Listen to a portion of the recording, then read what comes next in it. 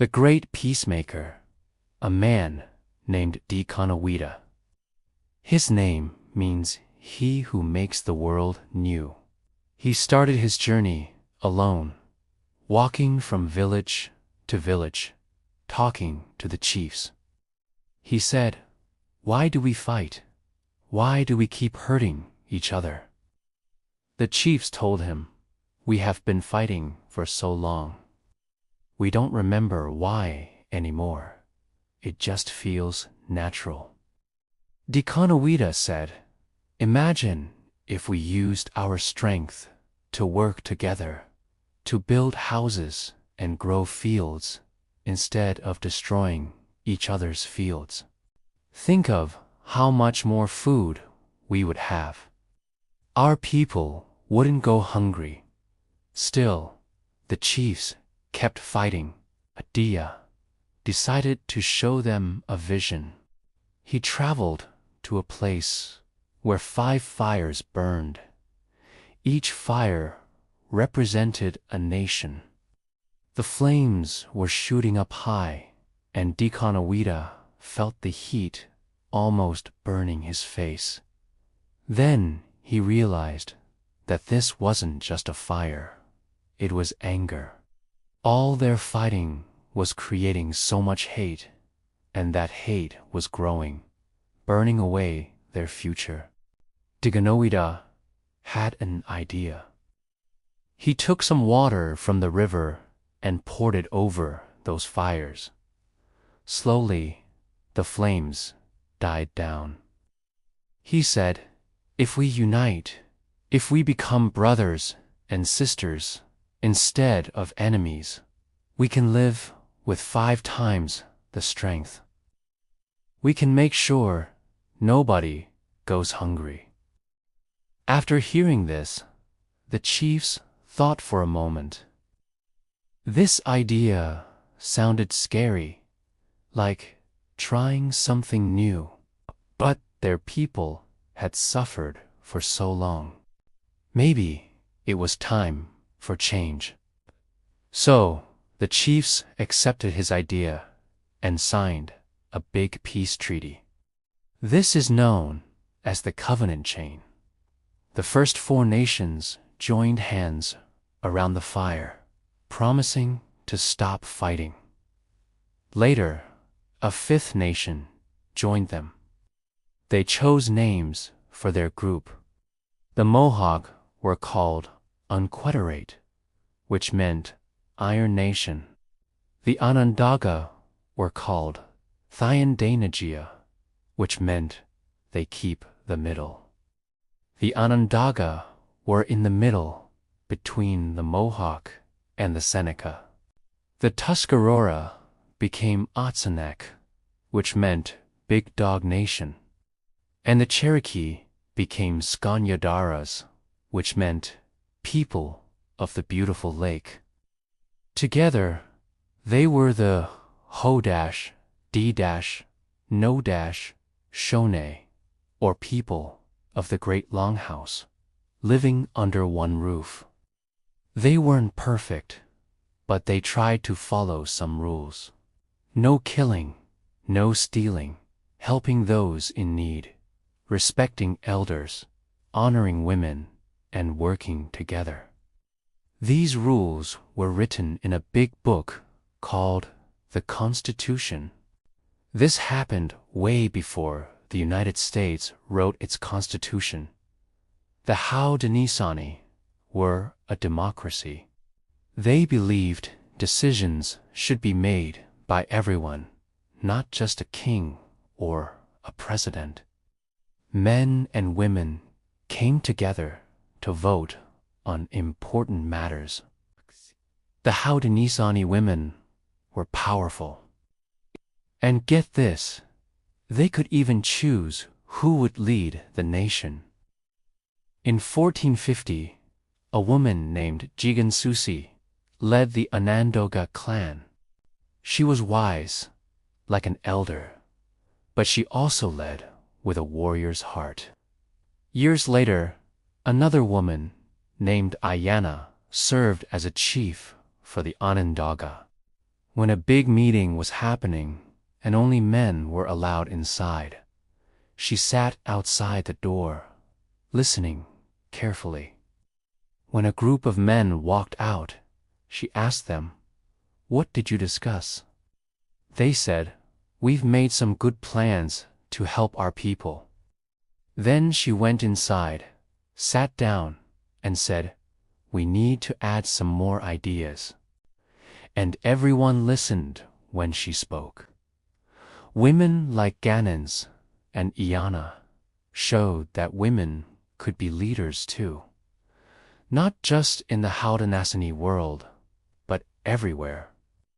Now, this Confederacy stuff isn't like some random thing that popped up out of nowhere. It was actually an evolution. At first, there was the Five Nations Peacemaker Project. Then came the Confederacy with Hiawatha and the Grand Council. And finally, the Iroquois Confederacy with Deconoweta and the Great Law. These are like chapters in a book, each building on the last. But guess what?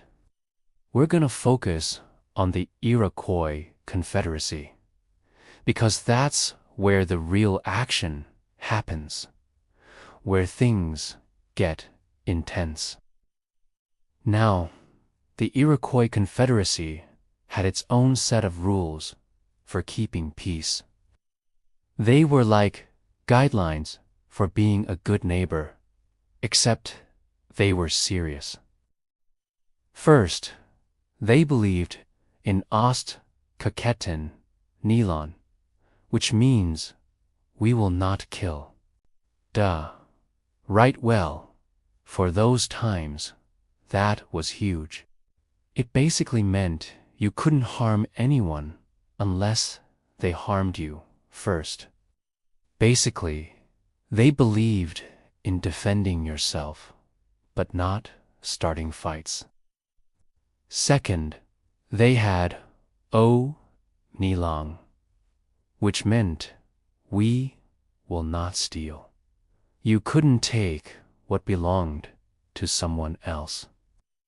Third, they had O Tuanilang, which meant we will not bear false witness.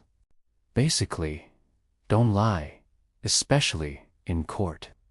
Fourth, they had O to G on Nilon, which meant we will not covet. Don't want what your neighbor has. And lastly, they had O to Ka Nilon, which meant we will not be envious. Don't be jealous of others. These rules weren't just words. They were the foundation of their society. Breaking them had serious consequences. You could get kicked out of your clan, and then you'd have to wander alone, probably starving to death. That's how serious they were. But you know, even with these rules, sometimes things got messy. Like in 1627, the Dutch showed up looking for beaver fur. They offered the Haudenosaunee some fancy European goods, things they had never seen before. The Haudenosaunee were intrigued, but they also noticed the Dutch were using tricks to get more and more land from the Native Americans. Meanwhile, the Susquehannock tribe further south wasn't happy about the Haudenosaunee expanding their territory. Things were getting tense. Suddenly, the Senecas attacked a peaceful Onondaga village, killing and capturing people. The Onondaga were furious. They wanted revenge. But you know who didn't like this violence? The Dutch. It messed up their plan to control the fur trade. So they sided with the Onondaga against the Seneca. They promised to protect the Onondaga and help them attack the Seneca.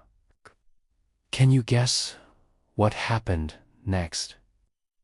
The Seneca started working with the Tuscarora, who also didn't like the Dutch, to fight the Onondaga.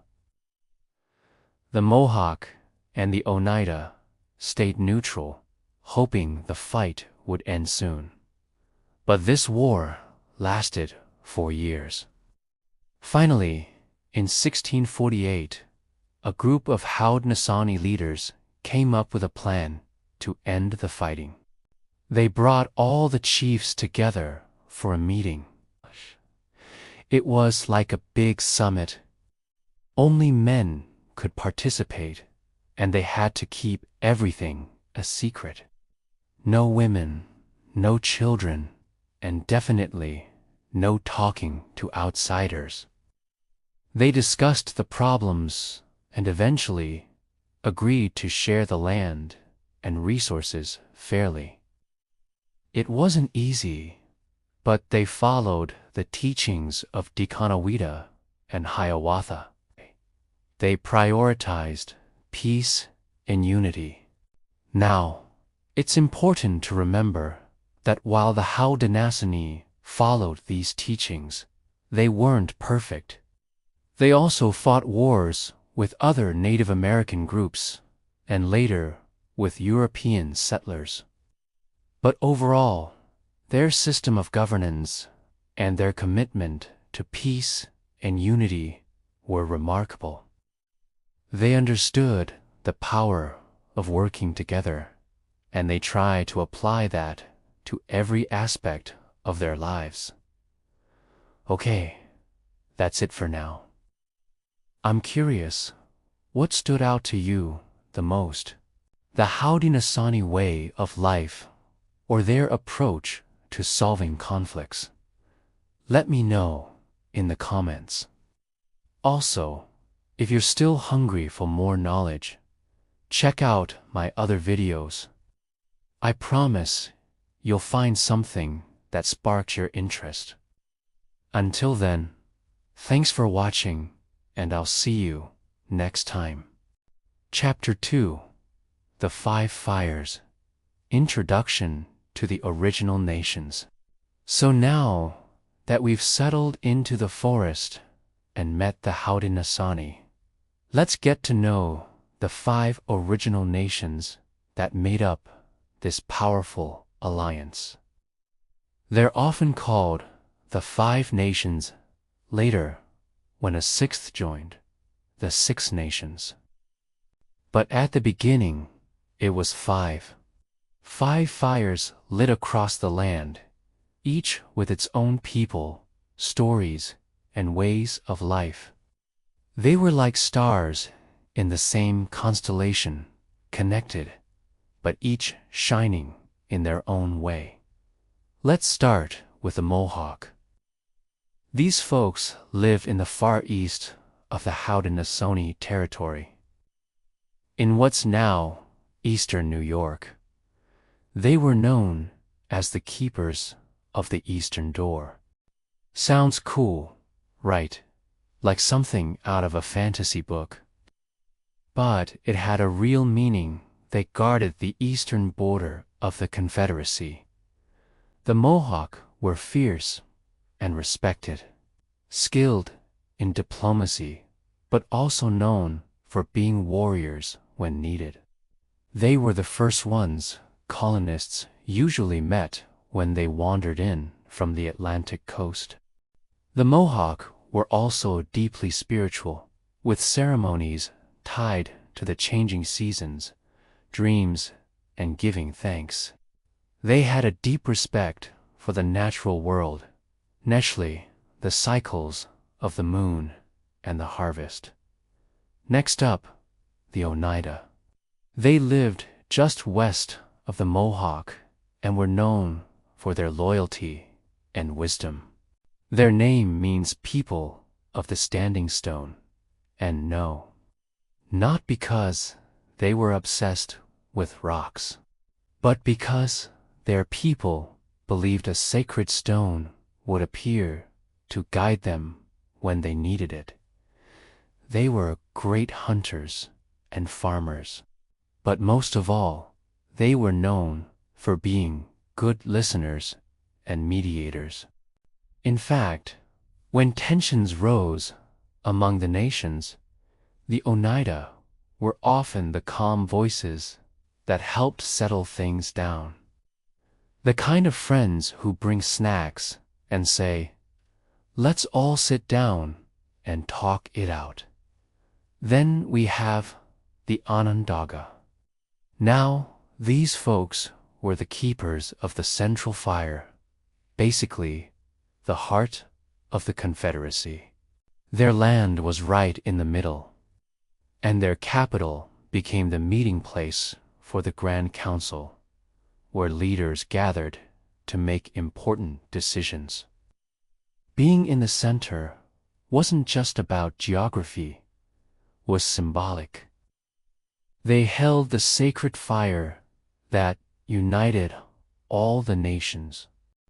The Onondaga were known for their wisdom, storytelling, and deep knowledge of the great law of peace, the founding constitution of the Iroquois Confederacy. They were kinda like the memory keepers, calm, serious, but always watching. Now heading farther west, we meet the Cayuga. These people were known as river folk, living among the waterways and lakes of what's now central New York. They were masters of fishing, trapping, and farming. But what stood out about the Cayuga was their adaptability. They were practical, flexible, and very clever with resources. Their name means people of the Great Swamp, which might not sound glamorous. But swamps are actually full of life and hidden treasures. The Cayuga knew how to find medicine in the bark of a tree and food in the muck. They were resourceful and respected for their knowledge of the land. And finally, the Seneca. These were the keepers of the western door, guarding the western edge of the Haudenosaunee territory. They lived in what's now western New York and parts of Pennsylvania. The Seneca were the largest and most populous of the 5 nations, and they had a reputation for strength and bravery. Their land was rich, their people proud, and their warriors legendary. But they weren't all swords and shields, but they were also excellent farmers and storytellers. They believed in balance, strength in the field, and peace in the council. A true mix of fire and wisdom. So there you have it, 5 nations, 5 fires, each one unique, each with their own stories and lands and songs, but all bound together by something deeper. Now, let's be honest. In the early days, they didn't always get along. There were fights, feuds, raids, families lost, grudges passed down like hand-me-down clothes no one really wanted. Some of the worst conflicts were between these very nations. They were, after all, neighbors, and neighbors argue, especially when boundaries are fuzzy and revenge is seen as duty. But something remarkable was coming. A shift, a whisper on the wind that said, there must be a better way.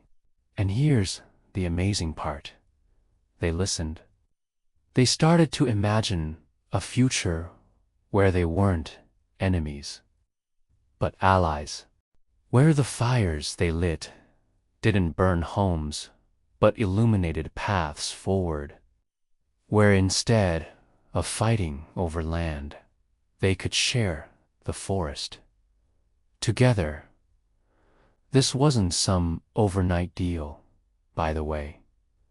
It took vision. It took brave people with big hearts. People like the great peacemaker and Hiawatha who will meet soon enough. But for now, let's pause here. Take a breath.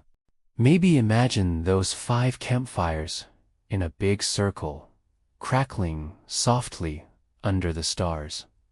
Each one represents a nation. Each one flickering gently in the night. Not just surviving, but starting to think about thriving. Because soon, those fires will come together, and something incredible is going to be born. But for now, rest easy. The forest still hums with life, and the 5 fires still glow. Chapter 3: A World in Conflict. The time before the Confederacy. Before there was peace, there was a whole lot of fighting. Let's rewind again back to when the Haudenosaunee nations weren't a confederacy at all. They were just neighbors. Complicated neighbors. Think of 5 roommates who all grew their own food, spoke their own dialects, and had really different ideas about how to settle arguments. That kind of neighbor. Life was beautiful. Yes, but it was also dangerous. The forests were rich. The rivers sparkled. The land provided. But beneath all that natural harmony was tension. Lots of it. You see, these nations, Mohawk, Oneida, Onondaga, Cayuga, and Seneca, were often at war with each other. And we're not talking about little arguments over who ate the last squash. These were serious, violent conflicts. Families were torn apart. Villages burned. Friendships turned into bitter feuds. What caused it all? Well, it wasn't just one thing. Some of it was revenge. Some was about territory. Some came from traditions, like the morning wars. Yeah, let's talk about that. Morning wars were a real thing in Iroquois culture. When someone in a community died, especially if they were killed by someone outside a village, it left a hole, not just in the family, but in the spiritual balance of things. To fix that, a war party might be sent out to capture someone from another nation. Other times, not so gently. The lines between justice and vengeance got blurry real fast. It was a cycle. One death led to another. One raid sparked a response. One village's grief became another village's fear. And before long, everyone was always watching their backs. Now don't get me wrong, the Haudenosaunee weren't savages or wild tribes, like some old history books wrongly say. These were intelligent, organized, deeply spiritual people. But in a world without a shared law, without a central council, things could spiral fast. Like a pot left too long on the fire boils over. And because of that, life became heavy. Constant fear, constant fighting. Even the kids felt it. Imagine growing up learning to hide in the woods when strangers approached. learning how to track not deer, but other humans. That kind of tension wears on a soul. The land itself began to feel the pain. Places once used for trade became battlegrounds. Old friendships faded into bitterness. Chiefs, who were supposed to lead with wisdom, started acting out of anger. Even dreams, the sacred ones, grew darker. And yet, in the middle of all this, there were still people who hoped for something better. There were elders who told stories of unity from the old times. There were mothers who wanted to raise their children without fear.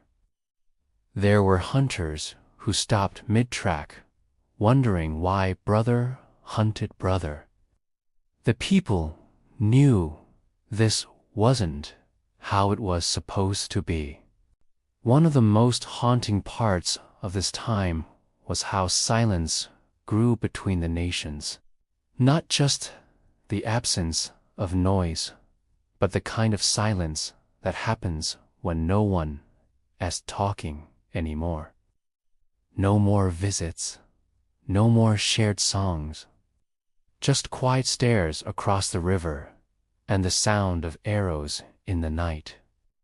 Even ceremonies began to change. Drums, once used to call people together, now echoed as warnings. The beautiful longhouses became fortresses. Walls went up, both physical and emotional. And yet, even through the smoke of grief and anger, there were whispers. Whispers of a new path. A different way. One that didn't involve bloodshed. A way to honor the dead without creating more death. A way to protect the people without destroying their neighbors. The Haudenosaunee didn't forget how to dream. Even in war, they still danced, still planted corn, still listened to the stars. And in those quiet moments, a question began to grow. What if we ended this? What if we buried the weapons? What if the nations didn't fight, but joined? Of course, that was easier said than done.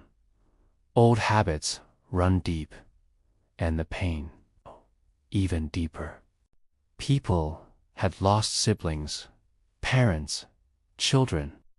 Trust was not just broken, it was shattered. But sometimes, all it takes is one idea, one spark, one voice to say, enough. And that voice was coming. But for now, we're still in the storm before the calm. A forest filled with tension, yet longing for peace. This chapter of the story isn't glamorous. It's not about victories or clever tricks. It's about sorrow. It's about the price of holding on to revenge. And it's about what happens when pain becomes the only thing you pass on. But it's also necessary.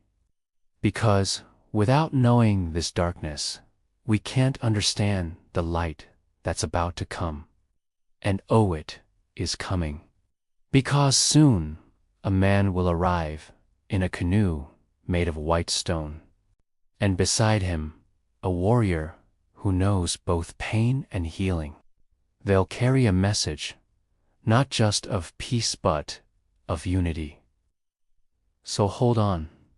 The world is about to change. Chapter 4. The Peacemaker's Vision. Birth of a Confederacy. There's a quiet legend passed down among the Haudenosaunee that starts not with thunder or war, but with stillness. A canoe appears on the water. But not just any canoe.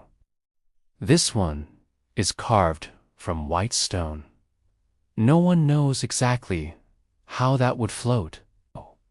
But this isn't a story about physics. This is a story about hope.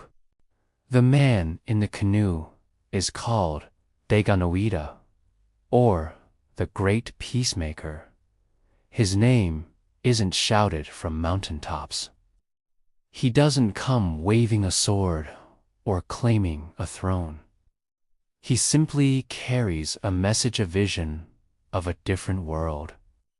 Now, no one really knows where he came from. Some say he was born near Lake Ontario. Others say he was sent by the Creator himself.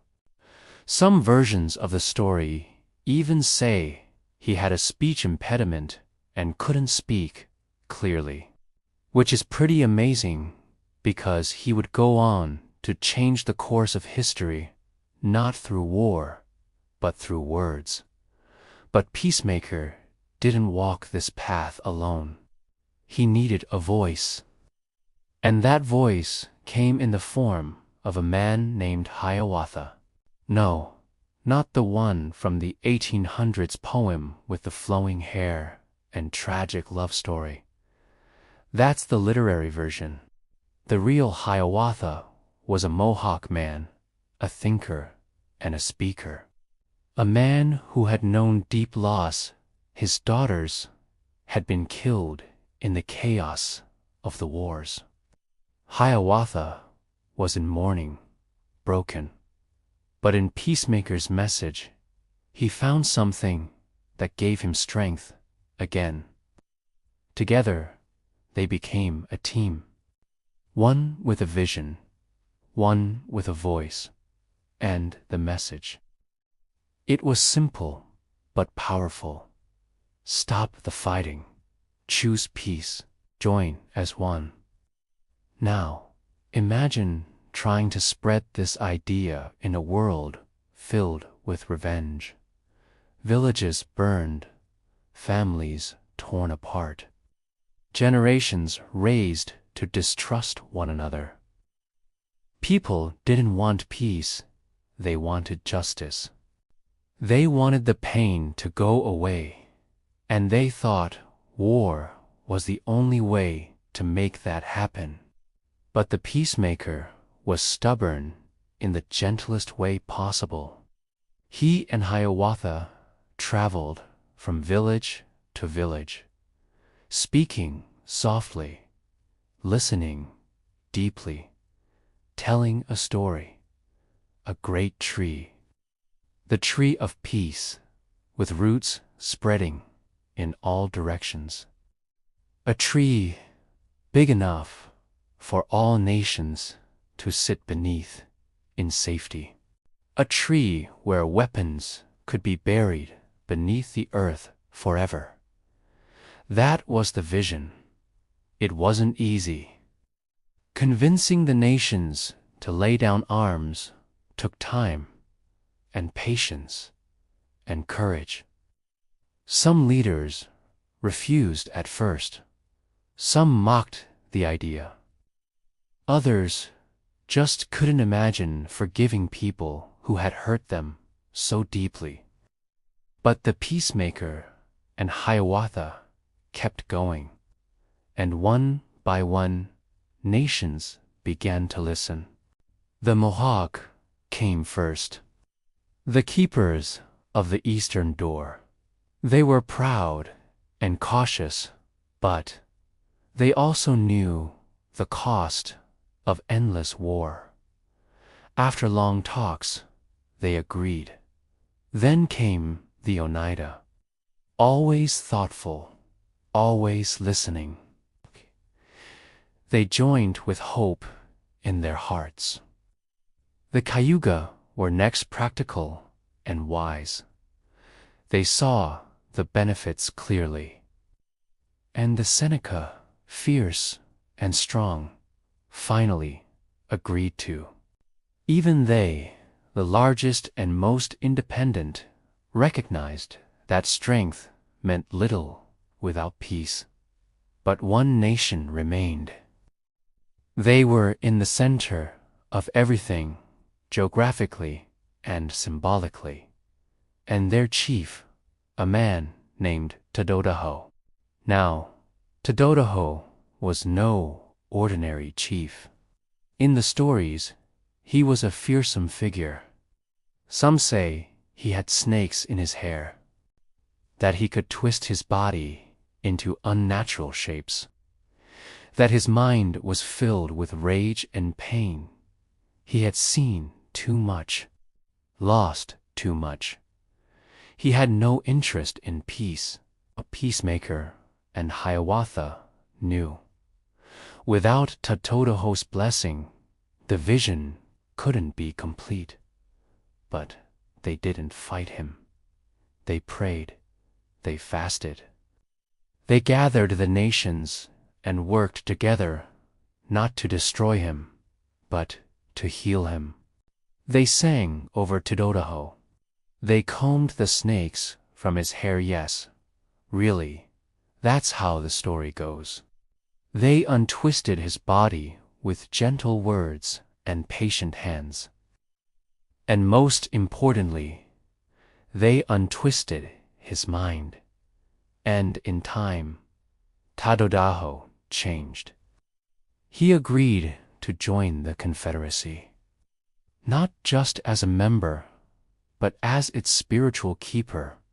The fire of the Grand Council would be kept in Onondaga territory, and Tododaho would ensure that peace endured. With that, the dream became real. The 5 nations came together, not as one tribe, but as a confederacy, a union. Each nation still had its own leaders, its own land, its own ways. But they now sat under the same great tree. Together, they called it the Great Law of Peace.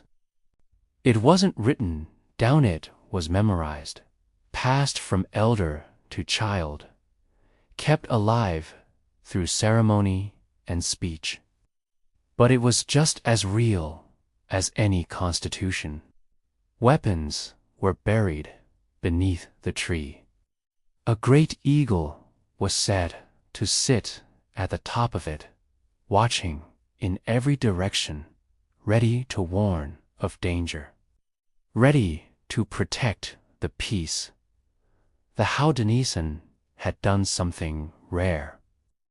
They had turned pain into power. They had taken 5 fires and made a hearth that would warm generations. And they didn't do it with armies. They did it with words. So tonight, as you drift towards sleep, maybe imagine that great pine tree, its roots stretching in all directions. The weapons buried deep, the fires burning bright, the forest quiet, the people listening. Peace chosen, not forced, and 5 nations finally breathing together. Chapter 5: The Great Tree of Peace, founding the Iroquois Confederacy. So, we've walked through the dark woods of conflict. We've met the peacemaker and Hiawatha, and we've witnessed the 5 nations lay down their weapons and say, "No more." Now, let's talk about what they built instead. Not a palace, not a fortress, but something far more powerful. They planted a tree. No, not a metaphor. Well, actually, okay, yes, it was both. A literal tree and a huge metaphor. This was the great tree of peace, a symbol at the very heart of the Iroquois Confederacy. Picture a tall white pine's needles in clusters of 5, just like the 5 nations. Its roots stretch in every direction: north, south, east, west, deep into the ground, wide into the world. At its very base, the people came together. They buried their weapons. Literally, they took hatchets, clubs, arrow symbols of war, and placed them deep in the earth, under the tree. Not hidden, not stored, but buried, done with, gone. That's where the phrase, "bury the hatchet," comes from, by the way. Cool, right? It wasn't just about ending war. It was about choosing pieces, something you live by every day. From the roots of that tree came the foundation of the great law of peace, the system that would guide the Confederacy. It wasn't just laws in the way we think of them today. It was a whole philosophy, a way of life, a structure for cooperation and balance, and at the center of it all, consensus. Not majority rule, not my side won, so deal with it. Nope. This system was about listening, listening, listening, until everyone could agree. That might take a while. It might mean a lot of sitting around, passing a wampum belt back and forth, eating corn soup, but they believed peace took time. And time was worth it. The great tree became the central symbol of this new world. It stood for unity, 5 nations, 1 circle, protection. Its branches covered the people like shelter, vigilance at the top of the tree. They sat an eagle, perched, sharp, always watching, ready to cry out if danger came near. Strength, roots so deep that no storm could rip it from the earth. It's beautiful, right? And it wasn't just words. The structure of their new government reflected the same balance. They created a grand council made up of 50 chiefs, called sachems. Each nation had a set number of representatives. The Onondaga, as we heard last time, were the keepers of the central fire. They hosted the council meetings and helped keep the discussions balanced. The sachems weren't voted in by campaign signs or fiery speeches. They were chosen by clan mothers. Yes, the women of the community. We'll get into that more in the next chapter, but just know this: the Haudenosaunee understood that wisdom didn't always come with loud voices or tall muscles. It often came from grandmothers who'd seen it all. These leaders weren't kings. They couldn't act alone. Everything was decided through discussion, consensus, and the principles of the great law. Now, let's slow down and picture that council, a fire in the center. Chiefs seated by nation in a specific order. They don't interrupt. They don't shout. They listen. One speaks at a time. They pass a wampum belt to show who holds the floor, and they don't rush.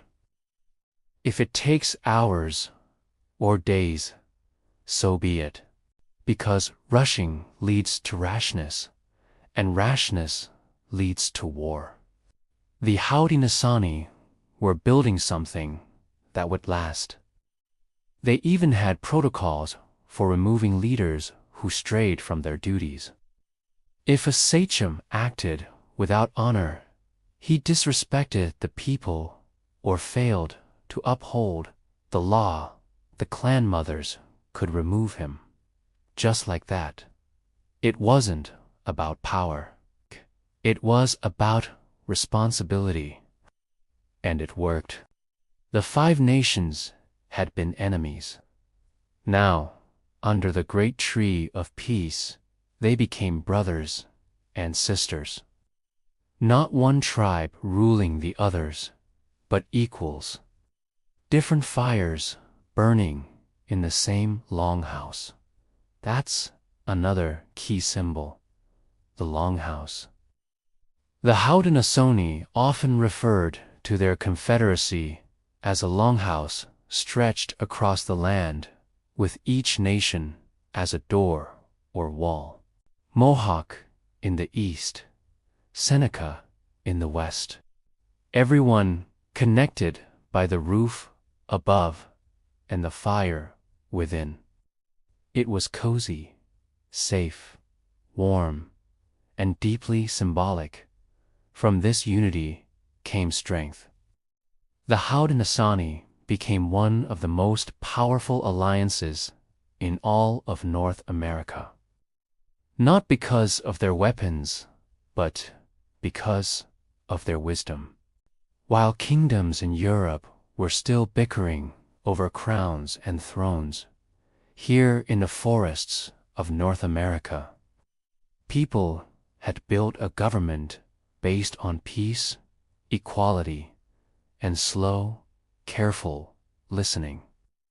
So tonight, as we lie back and let our minds wander, maybe imagine that tree, tall, silent, its needles whispering in the breeze. Beneath it, no weapons, just people sitting in a circle, talking, listening, choosing peace, and above them, high in the branches, an eagle keeps watch, always ready, always awake. Because peace doesn't mean weakness. It means protecting what matters with calm minds and strong hearts. Chapter 6: The Great Law of Peace. A living constitution. Let's sit quietly for a moment and imagine something.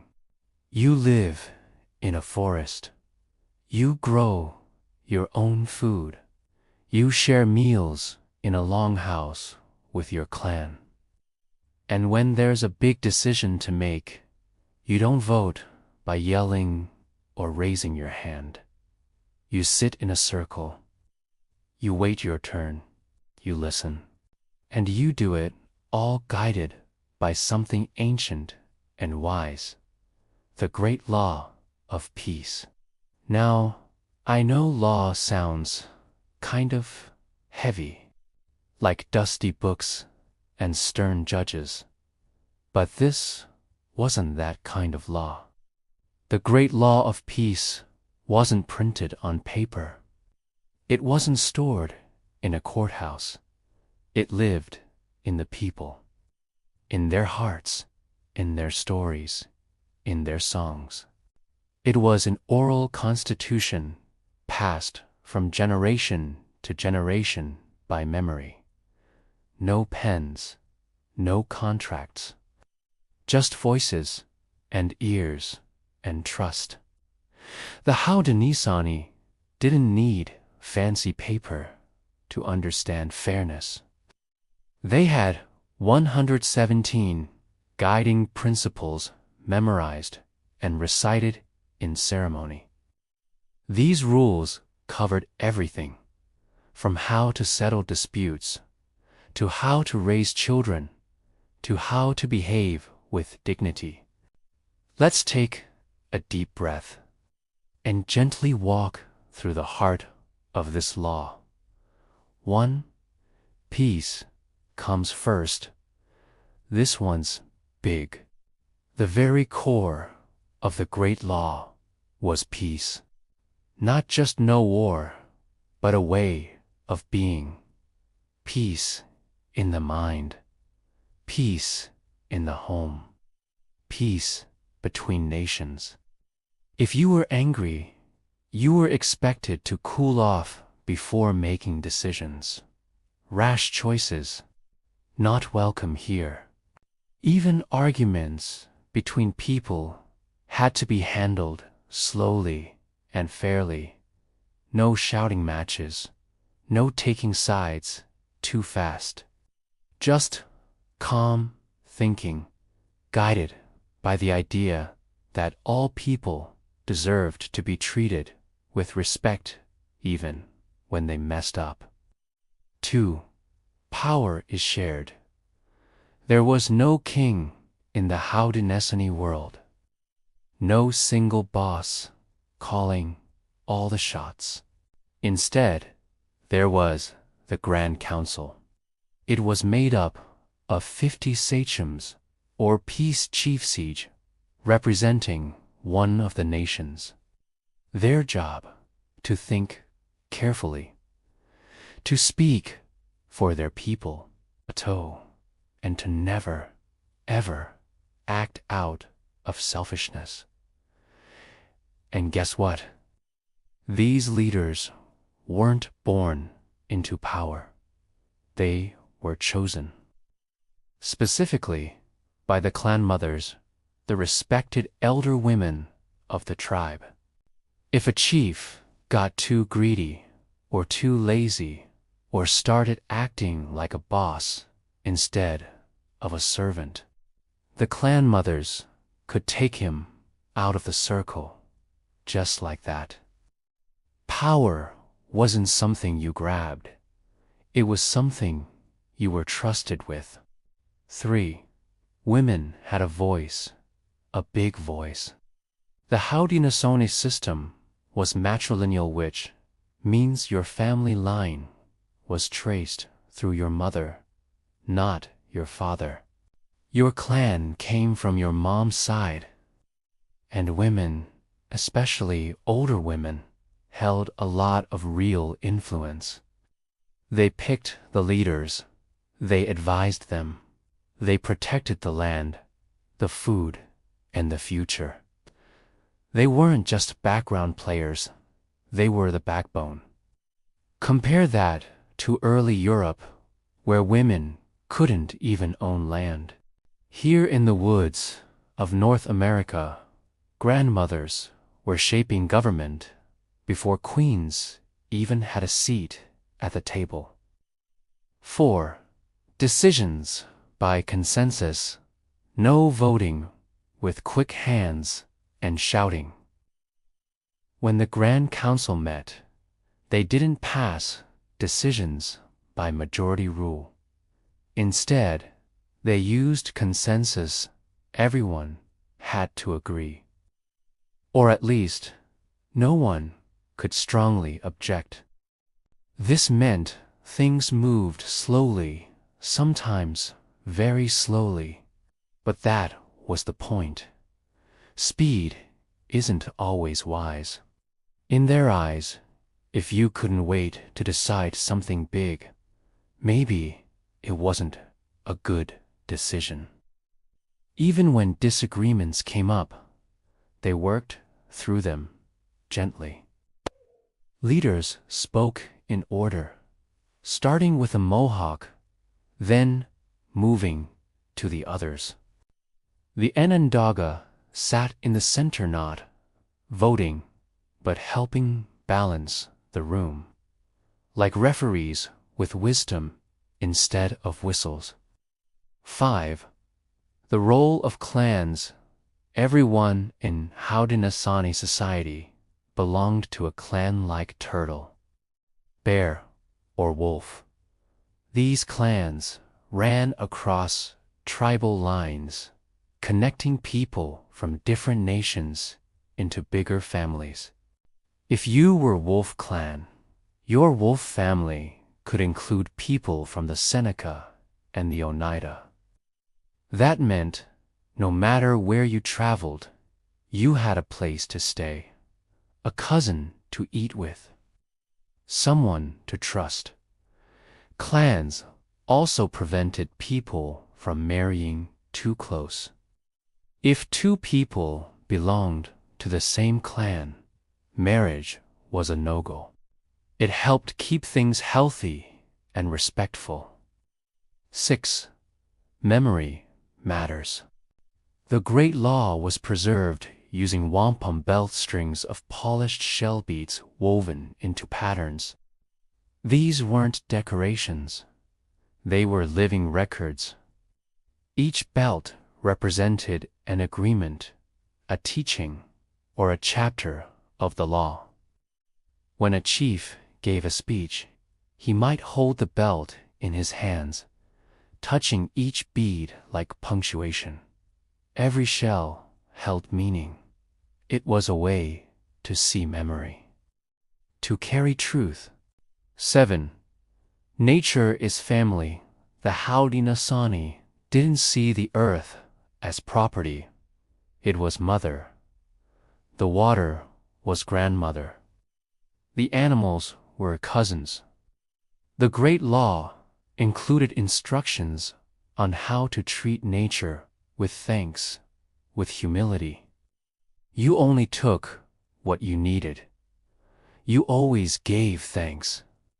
If a tree gave you bark, you whispered a prayer.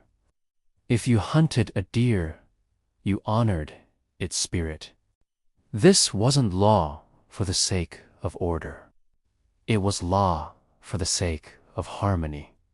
So, why does all of this matter? Because this wasn't some small tribal system hidden away in the woods. This was one of the oldest participatory democracies in the world. It lasted for centuries, and it worked. It helped bring peace to nations that once hated each other. It uplifted women. It slowed decisions down instead of speeding them up. And maybe most amazing of all, it inspired the future. We'll get to that later. But for now, picture this: a circle of people. No yelling, no fists on tables. Just voices, listening, belts of beads in hand. A fire crackling in the center. And outside the longhouse, a quiet forest holding its breath. Because this is what real peace looks like. Not perfect, but possible and living. Chapter 7. The Grand Council. Democracy in the Longhouse. Let's imagine a large clearing deep in the forest. The sun is rising. Smoke from cooking fires curls lazily into the morning air. Around you, people gather: elders, clan mothers, children tagging along, listening quietly. You follow the sound of voices, calm ones, thoughtful. No one's shouting, no one's rushing. You've arrived at a grand council meeting of the Haudenosaunee Confederacy. This is where democracy lives. But it's not the kind with campaign buttons or attack ads or microphones. It's the kind that happens when people truly listen to each other. When peace is treated like a responsibility, not just a wish. Welcome to the Longhouse government system, so balanced it worked for centuries. Let's step inside. The structure of the council, the Grand Council, was made up of 50 sachems chiefs, selected not by vote, but by the clan mothers. Each sachem represented one of the 5 nations, and every nation had a set number of seats. Nobody had more power than anyone else. The Onondaga Nation, as the central firekeepers, hosted the meetings. Their role was special. They helped guide discussions, maintain records, and kept the sacred wampum belts that stored the laws and agreements. The other nations, Mohawk, Oneida, Cayuga, and Seneca, sat in a carefully arranged order, like seats around a fire, not random, not competitive. The council didn't meet in a palace or stone hall. Sometimes it met in actual longhouses. Other times it gathered in open clearings, under trees, or near rivers. The setting didn't matter. The spirit of the gathering did. How the council worked: let's say there was a problema, disagreement between 2 clans. Or maybe something big, a new treaty with a foreign group, or a question about leadership. The sachems would gather and take turns speaking. But here's the key: everyone had to agree before any decision was made. That's called consensus. It's not always easy. Imagine trying to get 5 kids to agree on a bedtime snack. Now imagine 5 sovereign nations agreeing on how to handle land, war, trade, or justice. But the Haudenosaunee believed something powerful. It is better to take time and find peace than to rush and find regret. So when a proposal was made, it first went to one side of the council, let's say, the Mohawk and Seneca. They discussed. Then the proposal moved to the Oneida and Cayuga. More discussion. Then, finally, to the Onondaga, who considered the balance between all voices. No one side dominated. Each voice mattered. And if someone didn't agree, the discussion started again. No vote counting, no yelling over each other. Just patient words, wampum belts passed from hand to hand, and minds slowly moving toward understanding. The role of the clan mothers, remember the clan mothers. They weren't just honored figures, they were the real foundation of the council. They selected the sachems. They watched how leaders behaved. They advised, reminded, and, if needed, removed any sachem who lost his way. They chose men who had good minds, who were patient, wise, and humble. Leaders weren't expected to be flashy or loud. They were expected to listen more than they spoke. A good leader, according to Haudenosaunee wisdom, had to have a heart 7 generations wide, meaning every decision should be made with the next 7 generations in mind.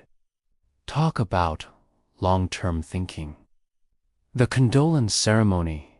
Every Grand Council began with a condolence ceremony, a sacred practice to clear the minds and hearts of everyone present. If a sachem had recently died, or a tragedy had struck one of the nations, this ceremony helped the council grieve and begin fresh. Tears were wiped away with symbolic gestures. Ears were cleared so words could be heard with kindness. Hearts were cleared so wisdom could flow in. Only after this ritual would the council begin its work. No bitterness, no distractions, just minds ready for peace. The eagle at the top, according to Haudenosaunee belief, an eagle was placed at the top of the great tree of peace. Not literally, wouldn't that be majestic? But symbolically, the eagle watched over the people. Sharp eyes saw trouble coming from far away. If conflict was rising or danger was near, the eagle cried out a warning, and the council listened. Because peace didn't mean pretending nothing was wrong. Peace meant paying attention together. A different kind of democracy now. Let's pause and think about how this all compares to modern governments. The US Congress, British Parliament. In most of those systems, there's always someone who wins and someone who loses. It's fast, it's loud, and often it's divisive. But in the Haudenosaunee Grand Council, there were no sides. The goal wasn't to win, it was to agree, to find a decision that didn't leave anyone out. It took time, sometimes lots of it. But for the Haudenosaunee, time spent on peace was never wasted. So, as you settle in, maybe imagine yourself sitting quietly in that longhouse. You're listening. You're watching the fire flicker. You're hearing voices speak one by one, not to argue, but to build something together. And you realize this is what real democracy looks like. It's slow, it's thoughtful, it's woven like a basket-teach voice, a reed bending and folding into a shape that holds everyone. No one left behind, no voice ignored. Just people building peace with every word. Okay, awesome.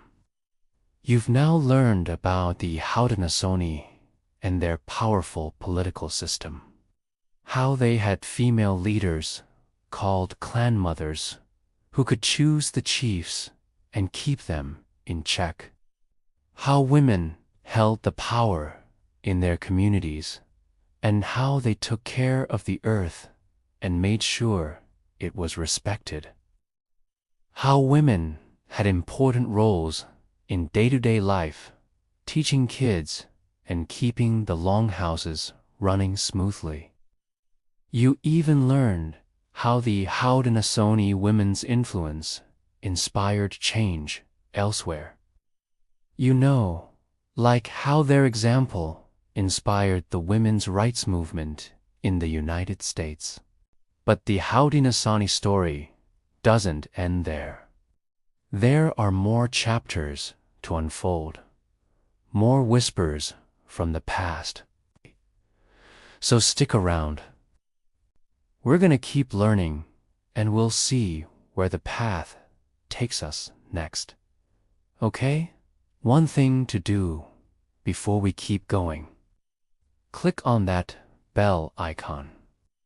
It's like a secret handshake between us. Once you click on it, you'll get a notification every time we post a new video. So make sure you do that. Chapter 9. A Gift to the World. The Haudenosaunee Constitution. Imagine for a moment that you are about to receive a gift, a present that could change everything. It's not wrapped in fancy paper or tied with a beautiful bow. No, This gift is wrapped in words, spoken words. They come together to form a constitution, the first constitution in North America.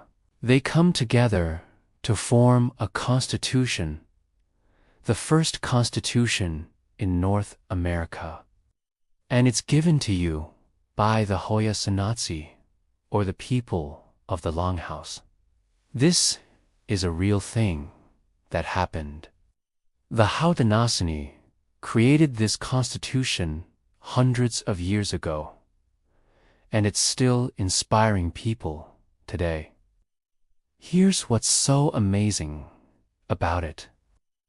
The Haudenosaunee men and women sat together, side by side, talking and working out how their government should work. Now, this was long before other governments in North America did this kind of thing. They talked and finally agreed on how to organize themselves into a group of nations with laws, duties, rights, courts, councils, how to make decisions, how to keep peace. They wanted to make sure everyone was treated fairly, like all those people in the US today who keep talking about fairness and equality.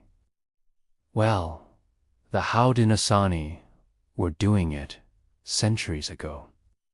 They knew that their system was so good that they offered it to other groups nearby.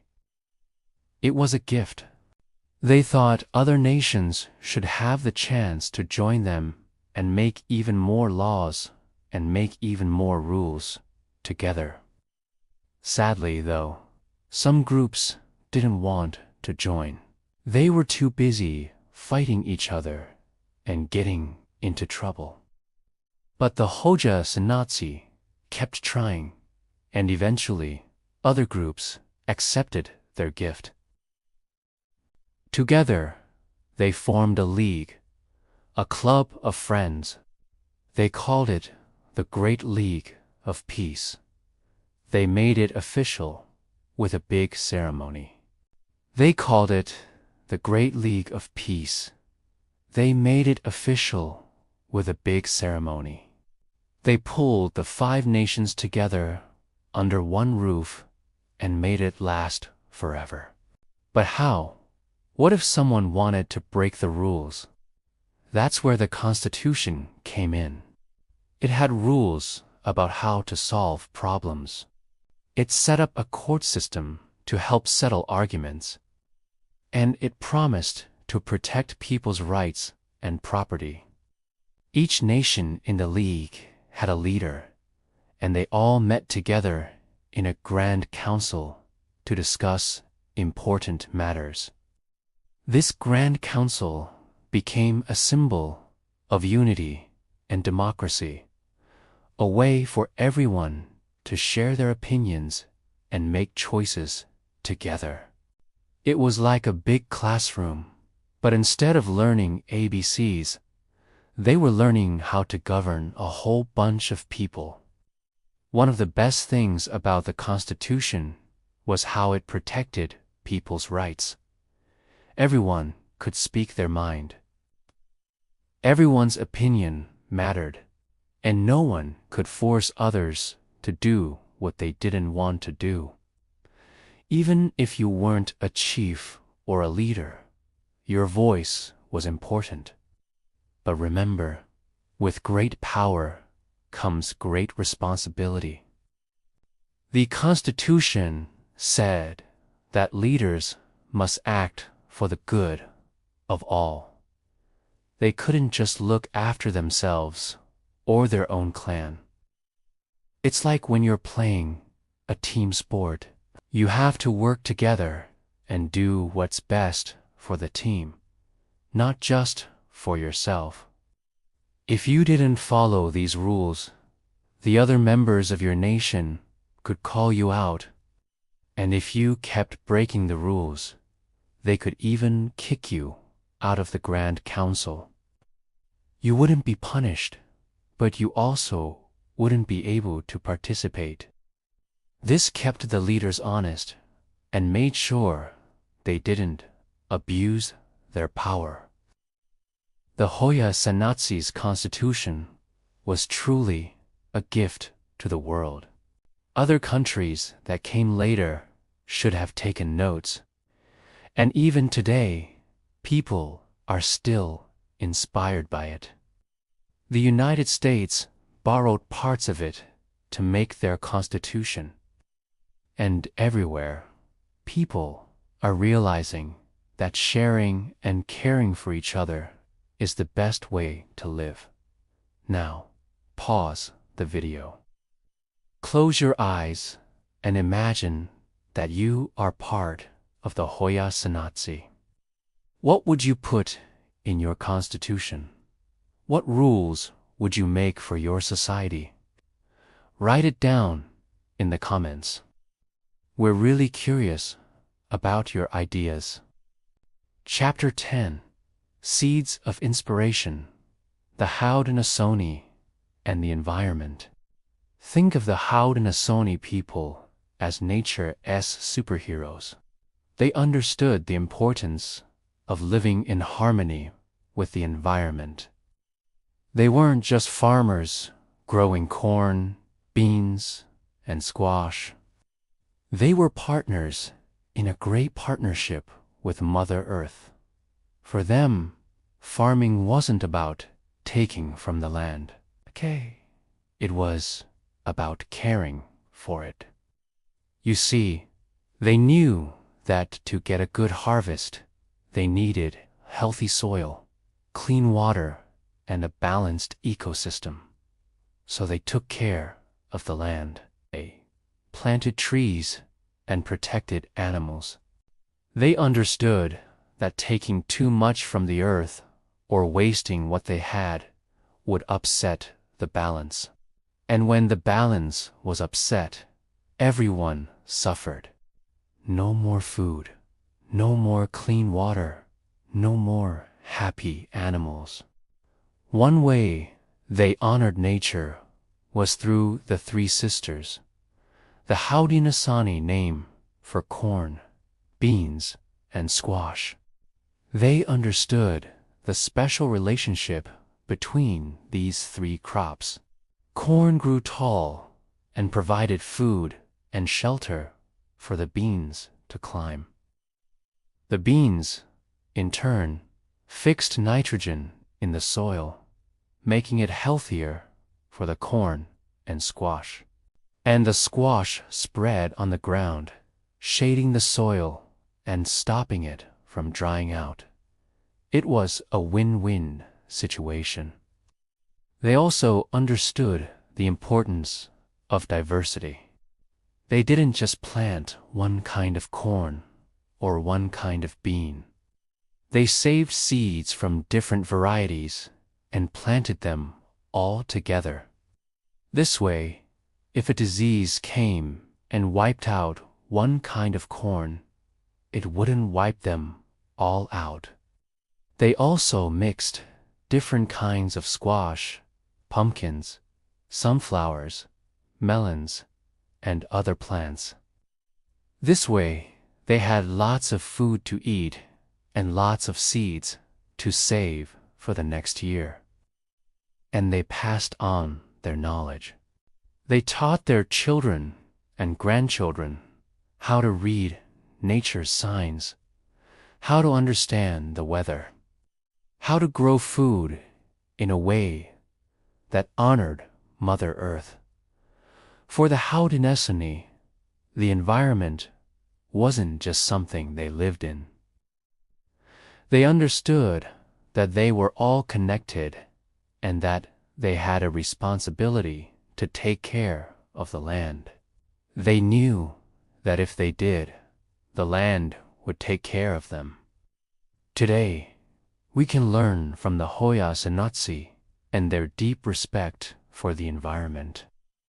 By understanding the delicate balance of nature and taking care of the planet, we can ensure a healthy future for ourselves and for generations to come.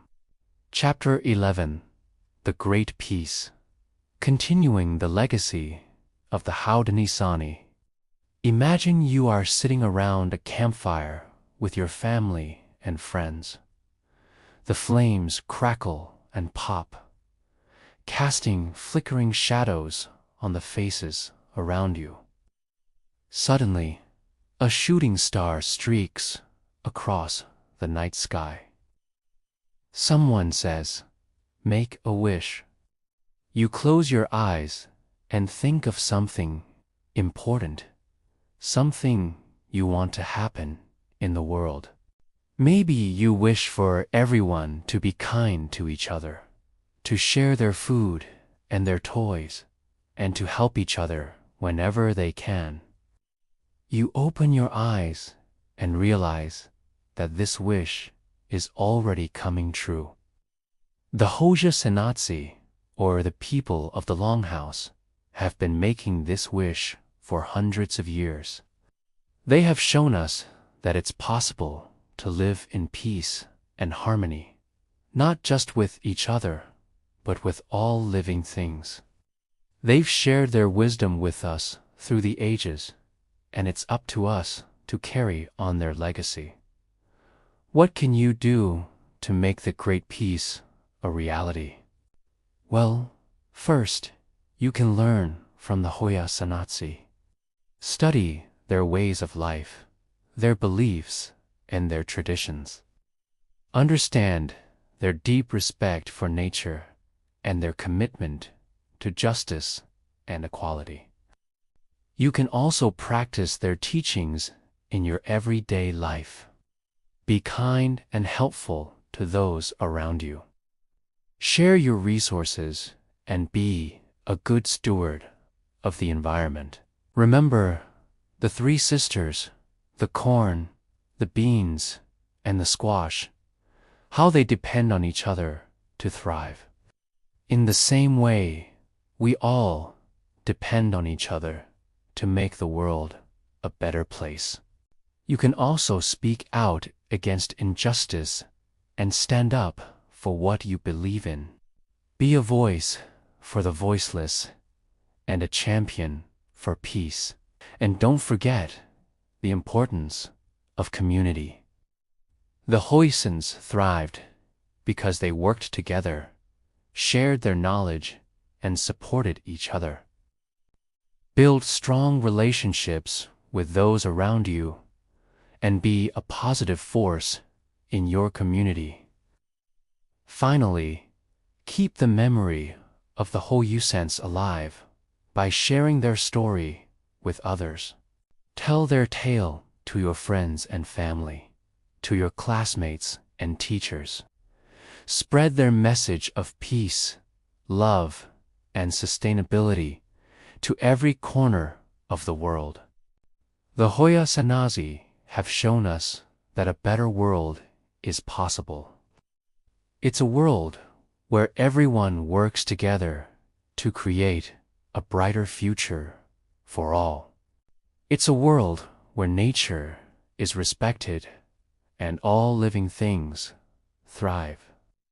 It's a world where peace is not just a dream, but a way of life. We hope you've learned something new and found inspiration in the story of the Haudenosaunee.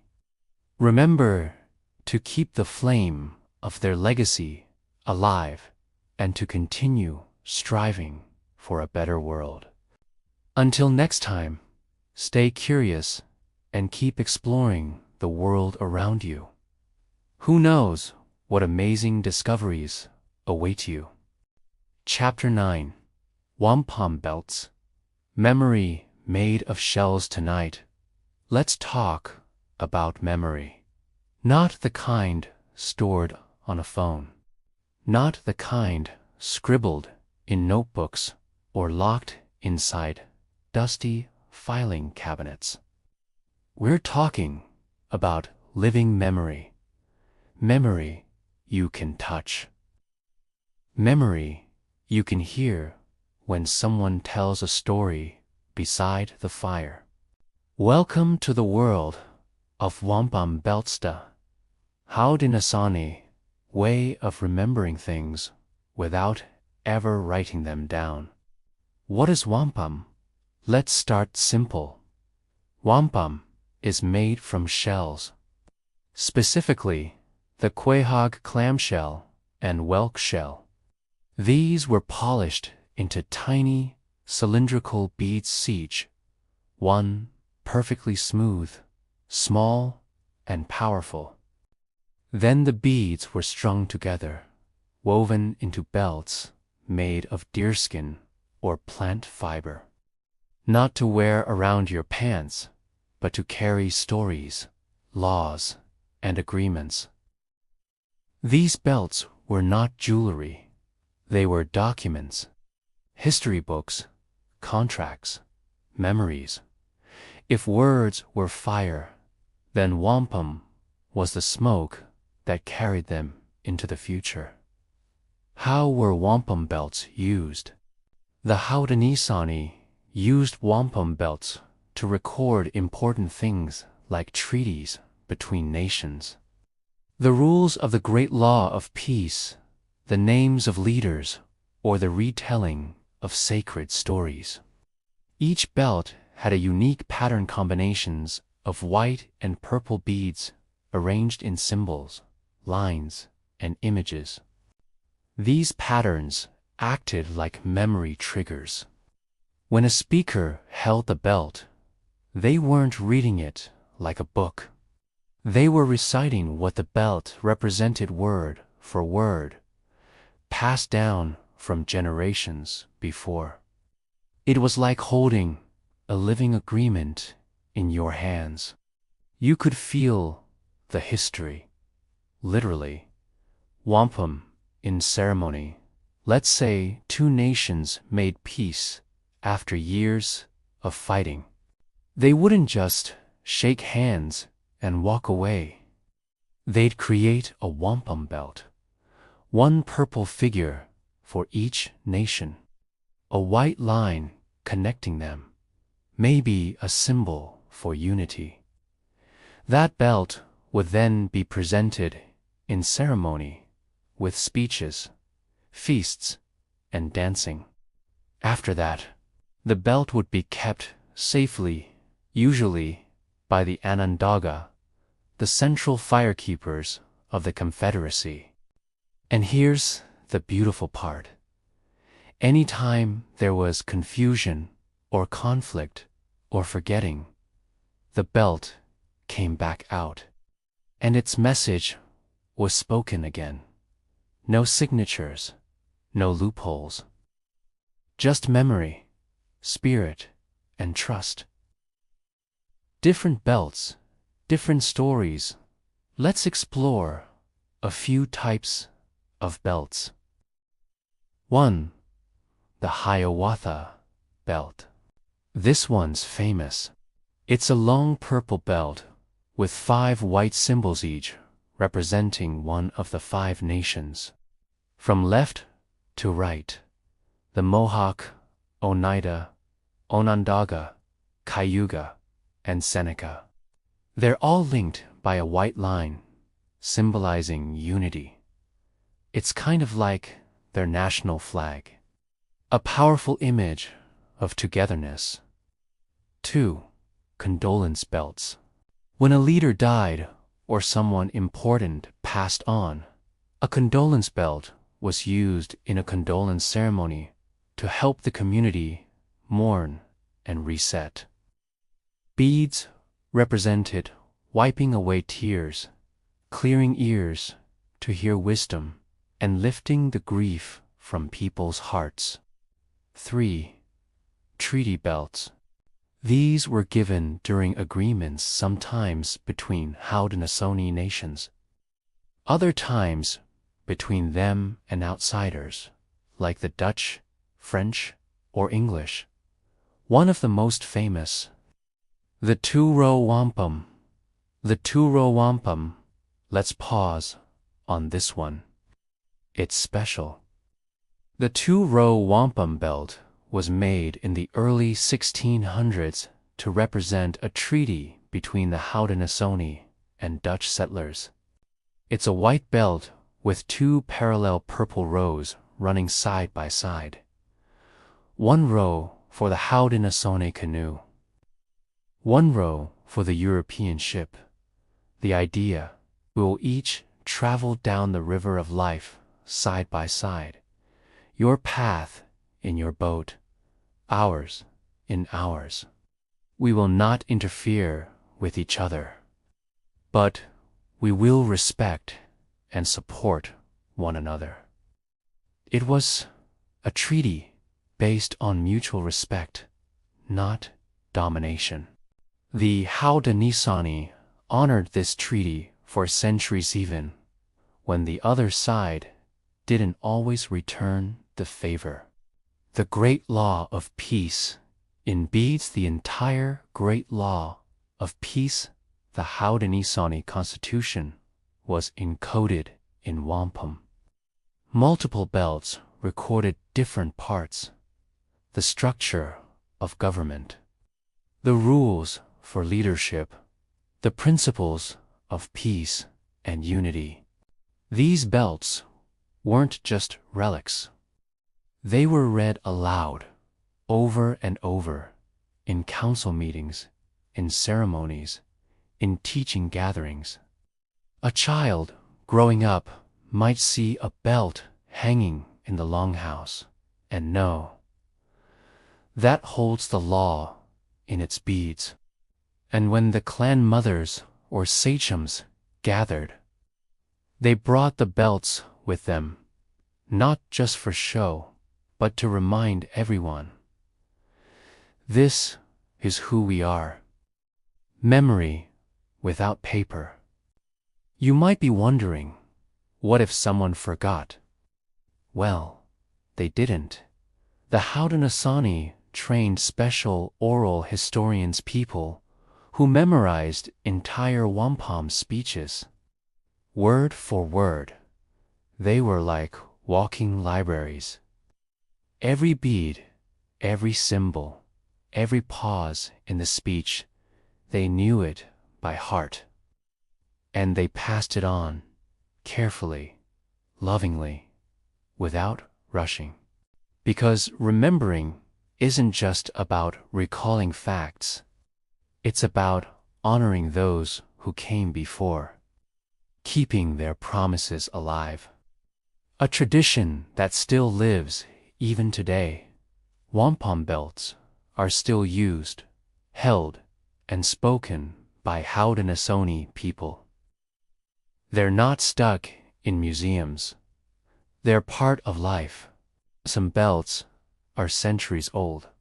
Others are being made today by artists, knowledge keepers, and elders who still tell stories the old way. In fact, wampum belts have even been used in modern court cases, where Haudenosaunee nations assert their rights based on agreements made long before written treaties ever existed. The shell beads speak, even after all this time. So tonight, as your eyes grow heavy, maybe picture a quiet longhouse.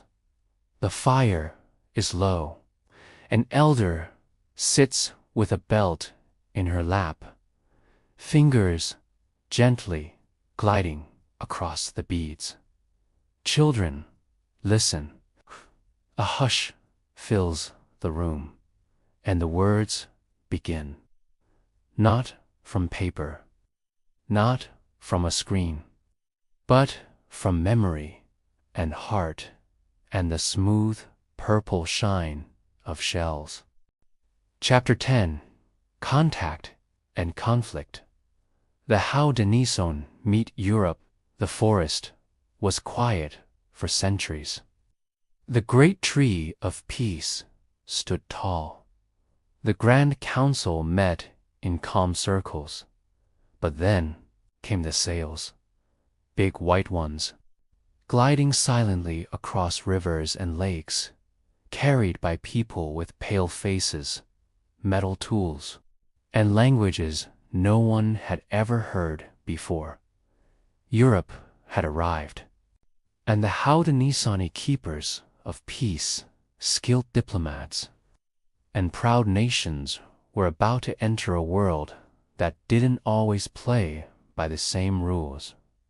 This is the story of first contact, and how the Haudenosaunee handled it with intelligence, caution, and sometimes fierce resistance. First contact, the first Europeans to meet the Haudenosaunee were probably the French. During the early 1600s, the Dutch weren't far behind, sailing up the Hudson River and into Mohawk lands. These new visitors came seeking trade, mostly for beaver pelts, which were all the rage back in Europe. Seriously, people in London were wearing entire beavers on their heads. Fashion is weird sometimes. So, the Haudenosaunee said, "Sure, we can talk." They saw trade as an opportunity, not just for wealth, but for relationships. They weren't looking to be conquered. They wanted partnerships, and at first, that's what they got. They traded beaver for knives, cloth, kettles, and muskets. But slowly, the balance started to shift. The fur trade wars soon. The fur trade turned competitive. Different European powers backed different indigenous nations. The French allied with the Iroquois Confederacy, traditional rivals of the Haudenosaunee. The Dutch, and later the British, sided with the Iroquois. And that's when things started heating up. The Haudenosaunee wanted access to better trade routes, especially along the Great Lakes and into Canada. So, between the 1640s and 1700s, a series of conflicts called the Beaver Wars erupted across the region. The Iroquois weren't just fighting for territory. They were also dealing with something terrible: disease. European contact brought smallpox, measles, and influenza illnesses the Haudenosaunee had never seen before. These diseases hit their villages hard. Some communities lost more than half their people.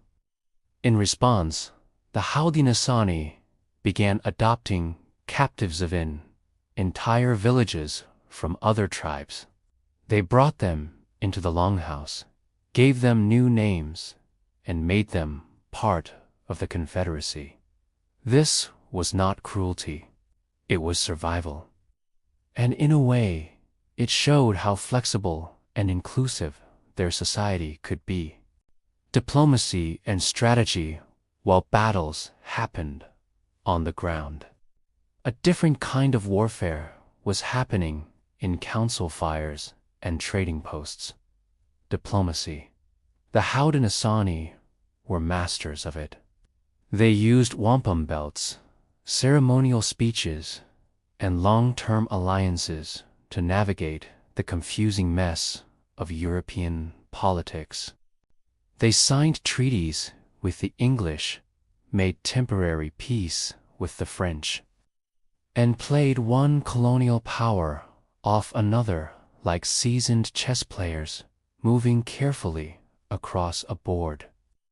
And all the while, they held on to their own laws, their own language, own identity, even in the face of muskets and maps drawn by outsiders. The covenant chain. One important alliance was called the Covenant Chain series of treaties between the Haudenosaunee and the British colonies, especially in New York. It started with the two-row wampum concept, two vessels sailing side by side. But as the British grew stronger and more, let's say, ambitious, the chain became a way for them to assert influence over indigenous nations. The Haudenosaunee kept reminding them, "We are allies, not subjects." Sometimes the British listened. Sometimes they didn't. Still, the Haudenosaunee maintained their dignity, meeting with governors, negotiating rights, and using their eloquent speakers to advocate for their people in New York, Philadelphia, even London. Yes, Haudenosaunee leaders traveled to England in the 1700s, dressed in full regalia, shaking hands with kings and lords. Can you imagine the look on those powdered wig faces? Conflict within the Confederacy. But not all conflict came from the outside. Over time, internal tensions began to rise. Some nations leaned more toward the British. Others wanted peace with the French.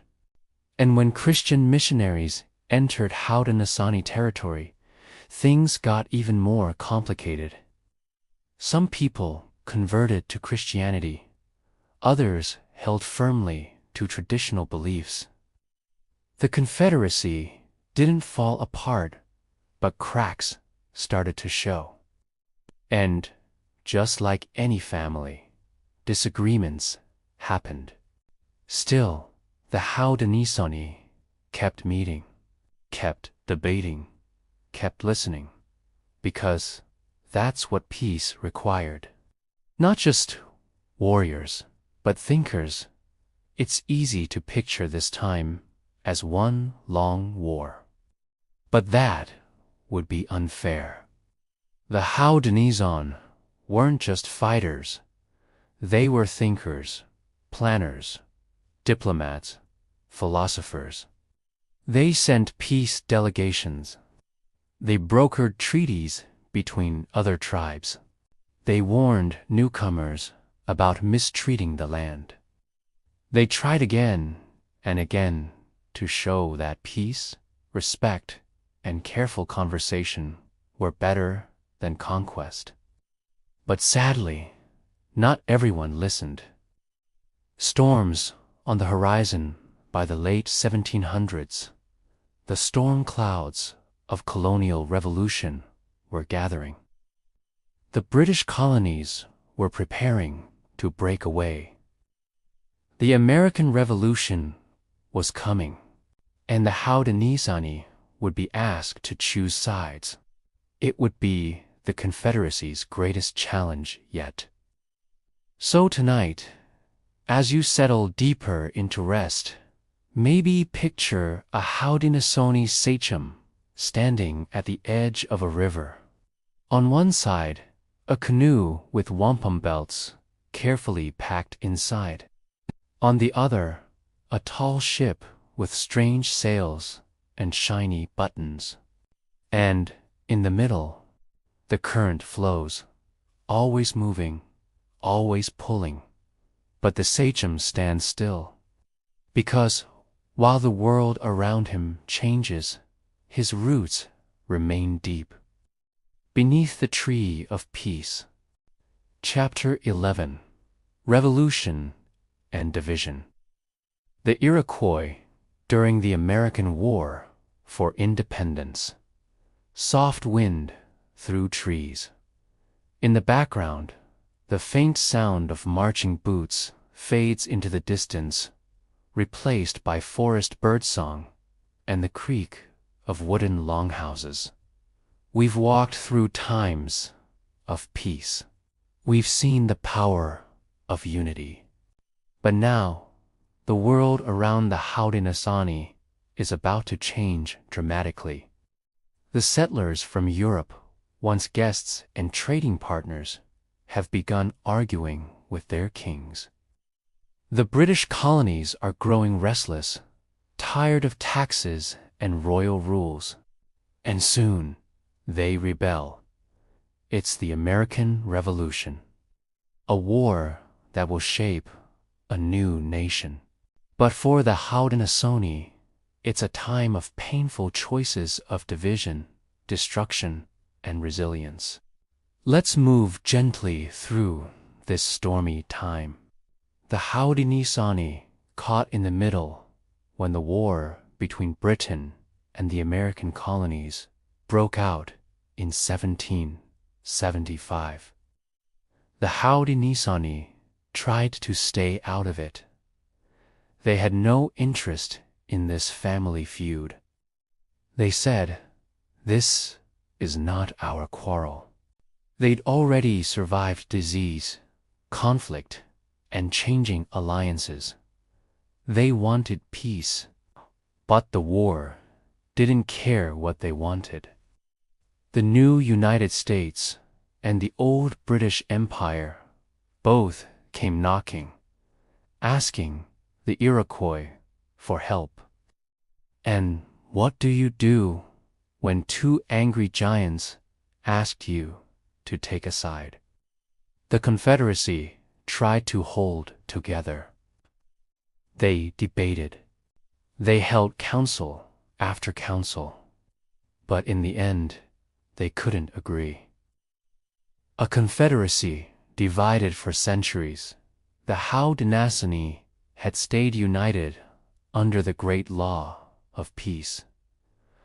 But now, faced with war, they were pulled apart. The Mohawk, Onondaga, Cayuga, and Seneca sided mostly with the British. Why? Because the British had made treaties with them, respected their sovereignty, and promised to stop settlers from taking more land. The Oneida and Tuscarora, however, sided with the American rebels. Why?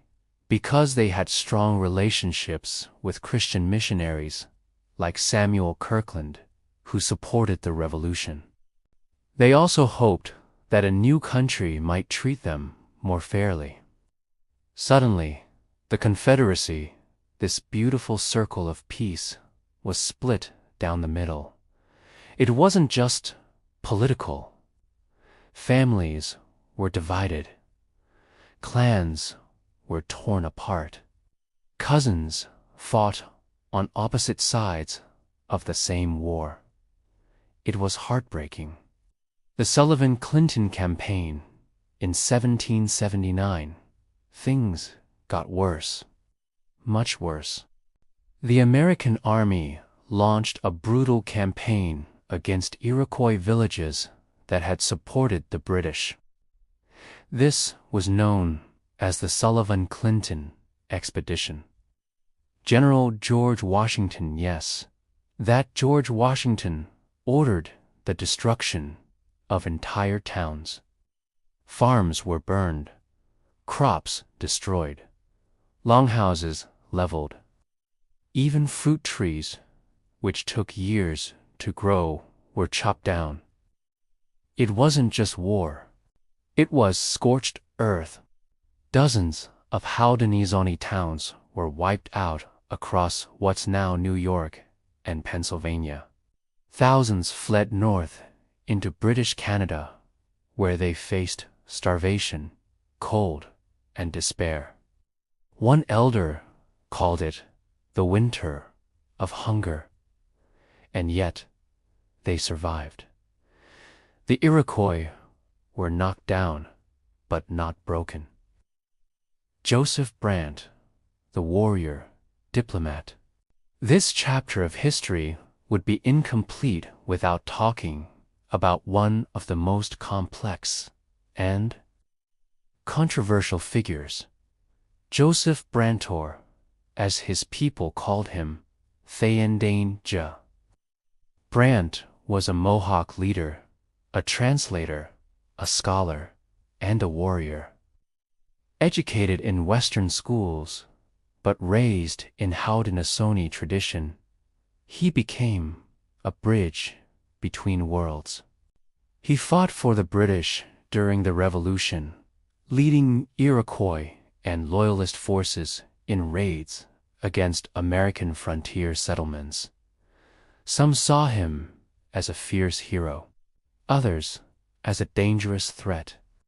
But Brant also tried, again and again, to secure land and peace for his people.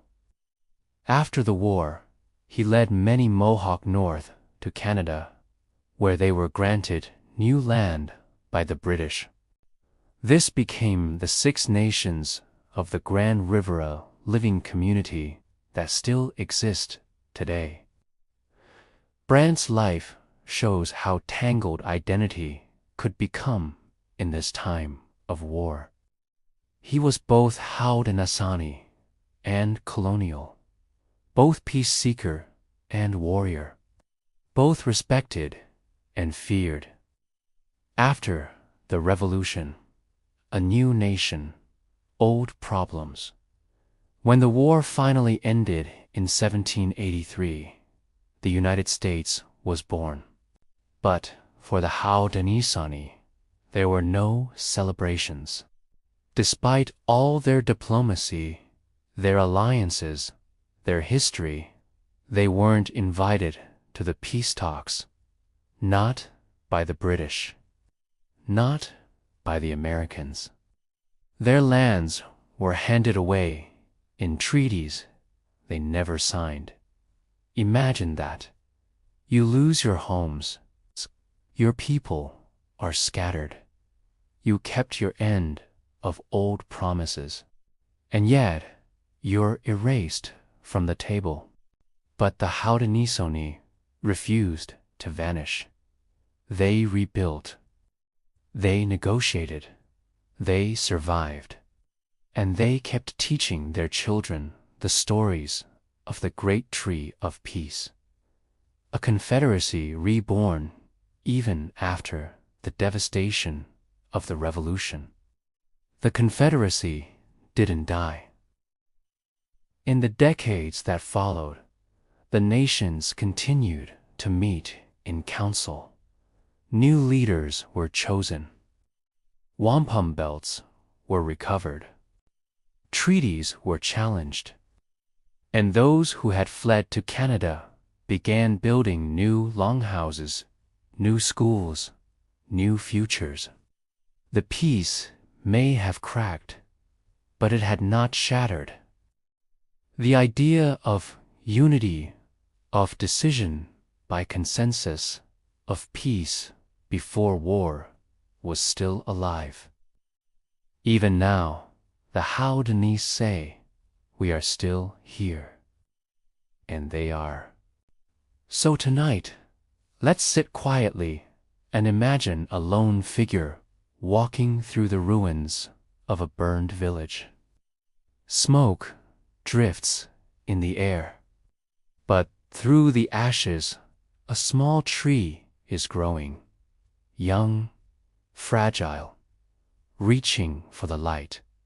That's the Iroquois spirit, bent by war, but never broken, and still rooted beneath the great tree of peace. Chapter 12: Legacy and Influence.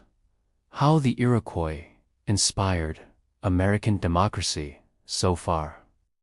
We've walked through forests and longhouses.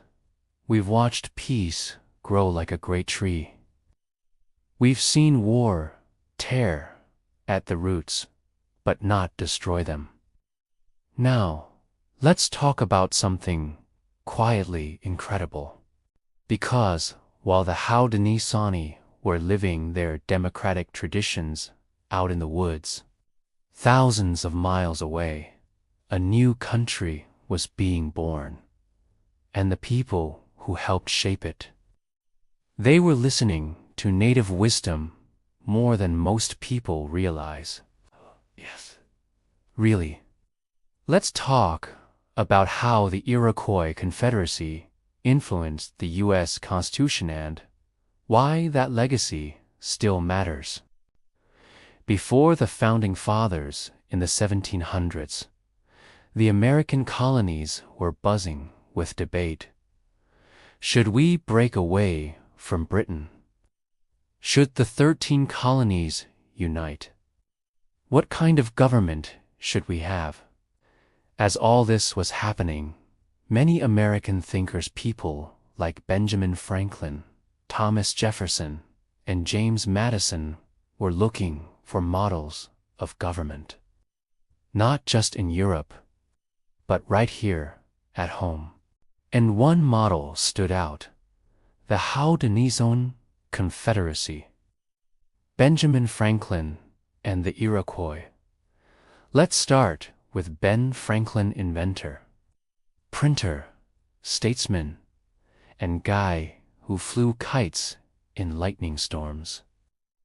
In the 1740s and 1750s, Franklin spent time with Iroquois leaders. He admired their government deeply. He even printed transcripts of their speeches, wrote about their wisdom, and pointed out again and again that the Iroquois had managed to create a unified government among different nations. In 1754, Franklin helped organize the Albany Congress, a meeting of colonial leaders to discuss defense and unity, his plan for the colonies. He called it the Albany Plan of Union. And guess what? It looked a lot like the Haudenosaunee Grand Council. Franklin even said, it would be a strange thing if 6 nations of ignorant savages should be capable of forming a scheme for such a union, and yet that a like union should be impracticable for 10 or a dozen English colonies. Okay, not the kindest wording, but the respect was real. Franklin was saying, these people figured out democracy. Why can't we? What ideas were borrowed? Let's look at a few ideas that flowed from Iroquois law into American thought. 1. Federalism. The Iroquois had multiple nations with their own leadership and autonomy, but united under a central council for big decisions. Sound familiar? That's basically what the United States became, a federation of states. 2. Checks and balances. The Haudenosaunee system had separation of powers. The clan mothers picked the chiefs. The sachems debated by consensus. The Onondaga acted as the central firekeepers, balancing the room. No one person or group held absolute power. That idea carried over into the U.S. Constitution with the executive, legislative, and judicial branches. 3. Consensus and deliberation. Unlike quick majority votes, the Iroquois favored consensus, everyone agreeing before action was taken. The founders didn't adopt that exact method but they respected the principle. Deliberate carefully. Hear all voices. Avoid rash decisions. The eagle and the tree of peace, even symbols, crossed over. The Iroquois used the eagle atop the great tree of peace as a symbol of vigilance. The U.S. later adopted the bald eagle as its national symbol, also representing protection, strength, and unity. Coincidence? Maybe. But it's hard to ignore the similarities. The missing acknowledgement now. Here's where things get a little quiet. Although the founding fathers admired Iroquois governance, they rarely gave open credit. Why? Some say it was pride. Others think they didn't want to acknowledge learning from people they still called savages. Some were worried about how it would be perceived in Europe. But that doesn't erase the truth. The ideas of the Haudenosaunee helped shape one of the most influential democracies in history. And the irony. While American leaders borrowed those ideas, they didn't always respect the people they came from. That contradiction still echoes today. Recognition. Finally, in 1980, ATS finally passed a resolution acknowledging the Iroquois Confederacy's influence on the Constitution. It read, in part, "The Confederation of the original 13 colonies into one republic was influenced by the political system developed by the Iroquois Confederacy. It was long overdue, but still powerful, because acknowledgement matters." Full circle, today, as debates about democracy, fairness, and power continue. It's important to remember that America's roots are not just European. They're indigenous, too. The Haudenosaunee showed that peace could be planned, leadership could be shared, and wisdom didn't need a crown or a gun. Their council fires still burn, their longhouses still stand, and their ideas still ripple through every town hall meeting, every election, and every thoughtful conversation. So tonight, as the stars rise over the land, maybe picture a quiet circle of elders speaking softly in a longhouse.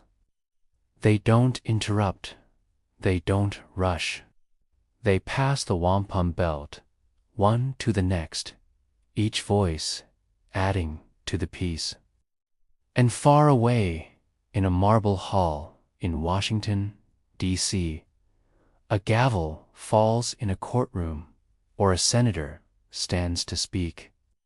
Maybe the two moments aren't so far apart after all, because every democracy, when done with care, carries a little ember of that first fire beneath the tree of peace.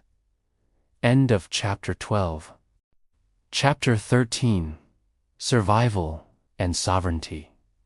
The Iroquois. In the 19th century, the war had ended. A new country had been born. But for the Haudenosaunee, there was no rest. Their confederacy had survived war, fire, famine, and forced migration. Their unity had been tested, their villages burned, their treaties ignored. And now, the 19th century was here bringing railroads, factories, cities, and a government determined to take more. This wasn't a time of great battles or glorious treaties. It was a time of quiet resistance, of holding on, of survival. A changing landscape. The 1800s in North America were noisy. Steamboats churned down rivers. Trains cut across the land. Settlers poured westward in waves. What once was forest became farmland. What once was hunting ground became county lines. And through it all, the Haudenosaunee nations tried to hold onto what remained.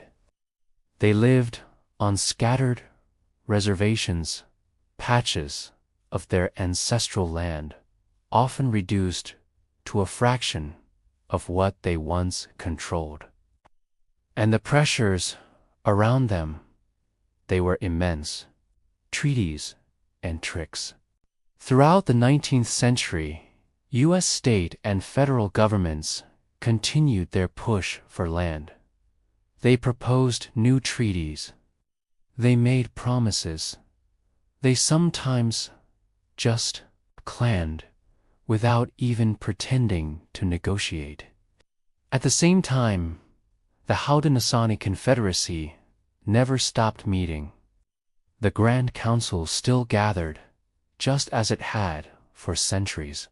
Even when reduced to smaller land bases, even when faced with broken promises, the council fire never went out. Some leaders tried diplomacy. Others pushed back harder.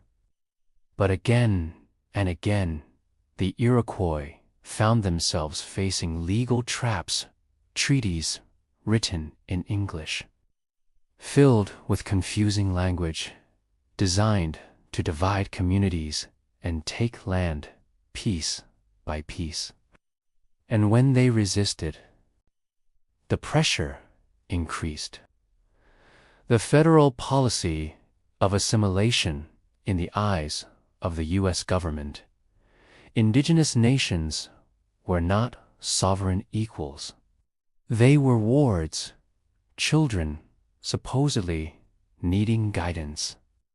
So the government began promoting a new mission: kill the Indian, save the man. That chilling phrase became the guiding logic behind assimilation policies, forced to erase indigenous culture and replace it with white American values. The Haudenosaunee, like many native nations, were targeted. Boarding schools, stolen childhoods. One of the darkest chapters of the 19th century was the rise of Indian boarding schools. Native children, including those from Iroquois communities, were taken from their homes, sometimes by force and sent to distant schools. They were forbidden to speak their languages. Their hair was cut. Their names were changed. They were taught Christianity and trained to become farmers, laborers, or domestic workers. The goal was simple: erase the culture. The culture didn't go away, even when whispered in secret, even when hidden in lullabies and basket weaving, even when only spoken at night beneath the stars. The language and the stories lived on, because memory, like wampum, can survive anything. Resistance and persistence, despite the pressure to conform. Many Haudenosaunee people refused to give up their traditions. Ceremonies continued. The False Face Society, a sacred healing group, still practiced. The Longhouse religion endured, preserving the values of the great law of peace. Some leaders wrote petitions. Others traveled to Washington to argue their case. And some simply stayed on the land, in the longhouses, teaching the next generation to remember who they were, even when the world outside tried to forget them. Handsome Lake and the Longhouse religion, one powerful example of resilience, came through a Seneca man named Handsome Lake, in the early 1800s.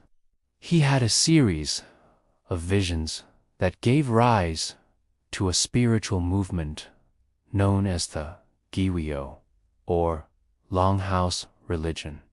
It combined traditional Iroquois values with new teachings encouraging sobriety, family harmony, and a return to ceremonial life. Handsome Lake preached that peace could begin again, that the people could rebuild not by forgetting who they were, but by remembering even more deeply. His teachings spread across the Confederacy and are still practiced today. Farming, family, and local leadership. While national politics raged, life on Iroquois reservations continued with quiet strength. Families farmed small plots of land. Women still passed down clan names. Local councils managed daily life, blending traditional leadership with adaptations to new laws. Many Haudenosaunee became skilled diplomats, negotiating with state governments, interpreting legal language, and fighting in court to defend their land. Some even served in the U.S. military, a deeply complicated decision, balancing service to a country that didn't always recognize their rights.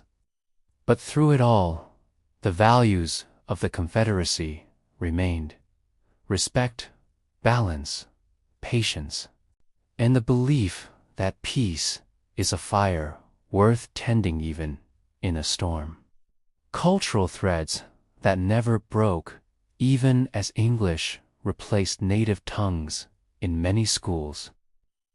Even as ceremonies were banned. Even as towns rose up where forests had stood. The thread was never cut. Baskets were still woven with old patterns. Songs were still sung at nightfall. Children still learned who their mothers warned the names of their clans.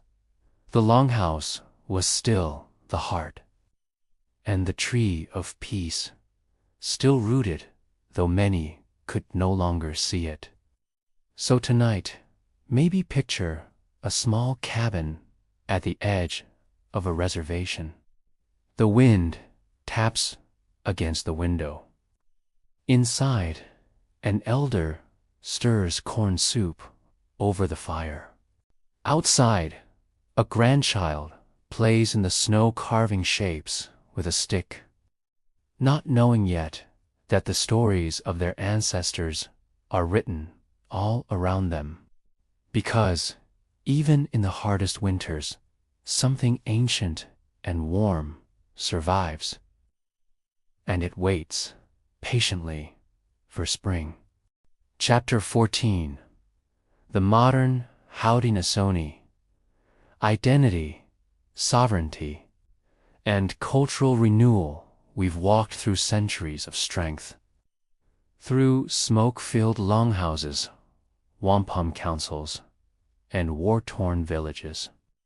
We've seen a people lose land, lose family, lose voice, but never lose themselves. Now we arrive in the modern day, and what do we see? Ruins, not silence, but resurgence. Because the story of the Haudenosaunee isn't a tragic tale frozen in the past. It's a living, one still breathing, still growing, still dancing beneath the tree of peace. Let's step into the present, where sovereignty, identity, and renewal walk hand in hand. We are still here. The Haudenosaunee, Mohawk, Oneida, Onondaga, Cayuga, Seneca, Tuscarora still live on their ancestral lands in New York, Ontario, and Quebec. Their governments still operate. Their clan mothers still guide. Their Grand Council still meets beneath the great law of peace. In a world that tried again and again to erase them, they remain, sometimes quietly, sometimes defiantly, but always proudly. Sovereignty in action. Sovereignty means governing yourself, making your own laws, decisions, and rules. And the Haudenosaunee take that seriously. Their nations often refuse federal funding or interference, choosing instead to govern by their own traditional laws. Their passports, issued by their own nations, not the US or Canada. Yes, really. They've even used these Iroquois passports to travel internationally, including when the Iroquois Nationals lacrosse team represented their people on the world stage. That's right, they weren't playing as Americans or as Canadians. They were playing as Haudenosaunee, a sovereign people, a nation of their own. And the world noticed. Lacrosse, a living tradition. Speaking of lacrosse, did you know the game comes from the Haudenosaunee? They call it the Hunchaguis, or the Creator's game. It wasn't just a sporty, was a spiritual practice, a way to resolve conflict, honor the spirits, and build unity between communities. And today, Haudenosaunee teams compete globally, carrying sticks made of wood and hearts full of pride. They're not just playing a game, they're reminding the world. We've been here for centuries, and we're not going anywhere. Language revitalization for a time. Iroquois languages, Mohawk, Onondaga, Seneca, and the others seemed like they might fade. Boarding schools had punished children for speaking them. Entire generations grew up speaking English instead. But today, across Haudenosaunee communities, a language revival is happening. Immersion schools teach toddlers in their ancestral tongues. Elders record oral histories for future generations. Young adults proudly learn the language of their grandparents. It's not just about words, it's about identity. About speaking in the rhythm of your ancestors and hearing your own voice echo back across time. Ceremonies and culture reignited all across Iroquois territories. Ceremonies that were once pushed underground are now out in the open again. The midwinter ceremony celebrates renewal and gratitude. The Green Corn Festival gives thanks for harvest and life. The condolence ceremony still honors the passing of leaders, just as it did hundreds of years ago. False-face societies still gather. Dancers still wear their regalia. Songs rise again into the night air, not as reenactment, but as life. Because these aren't museum cultures, these are living nations. Legal battles and land rights, the Haudenosaunee have taken their fight for sovereignty into courtrooms, Congress halls, and even international summits. They've challenged illegal land sales. They've testified before the United Nations. They've stood up for environmental protection, reminding governments of their ancient responsibility to care for the earth for 7 generations to come. And guess what? They've won many times, sometimes in court, sometimes in public opinion, and sometimes just by still being here, when so many thought they'd vanish.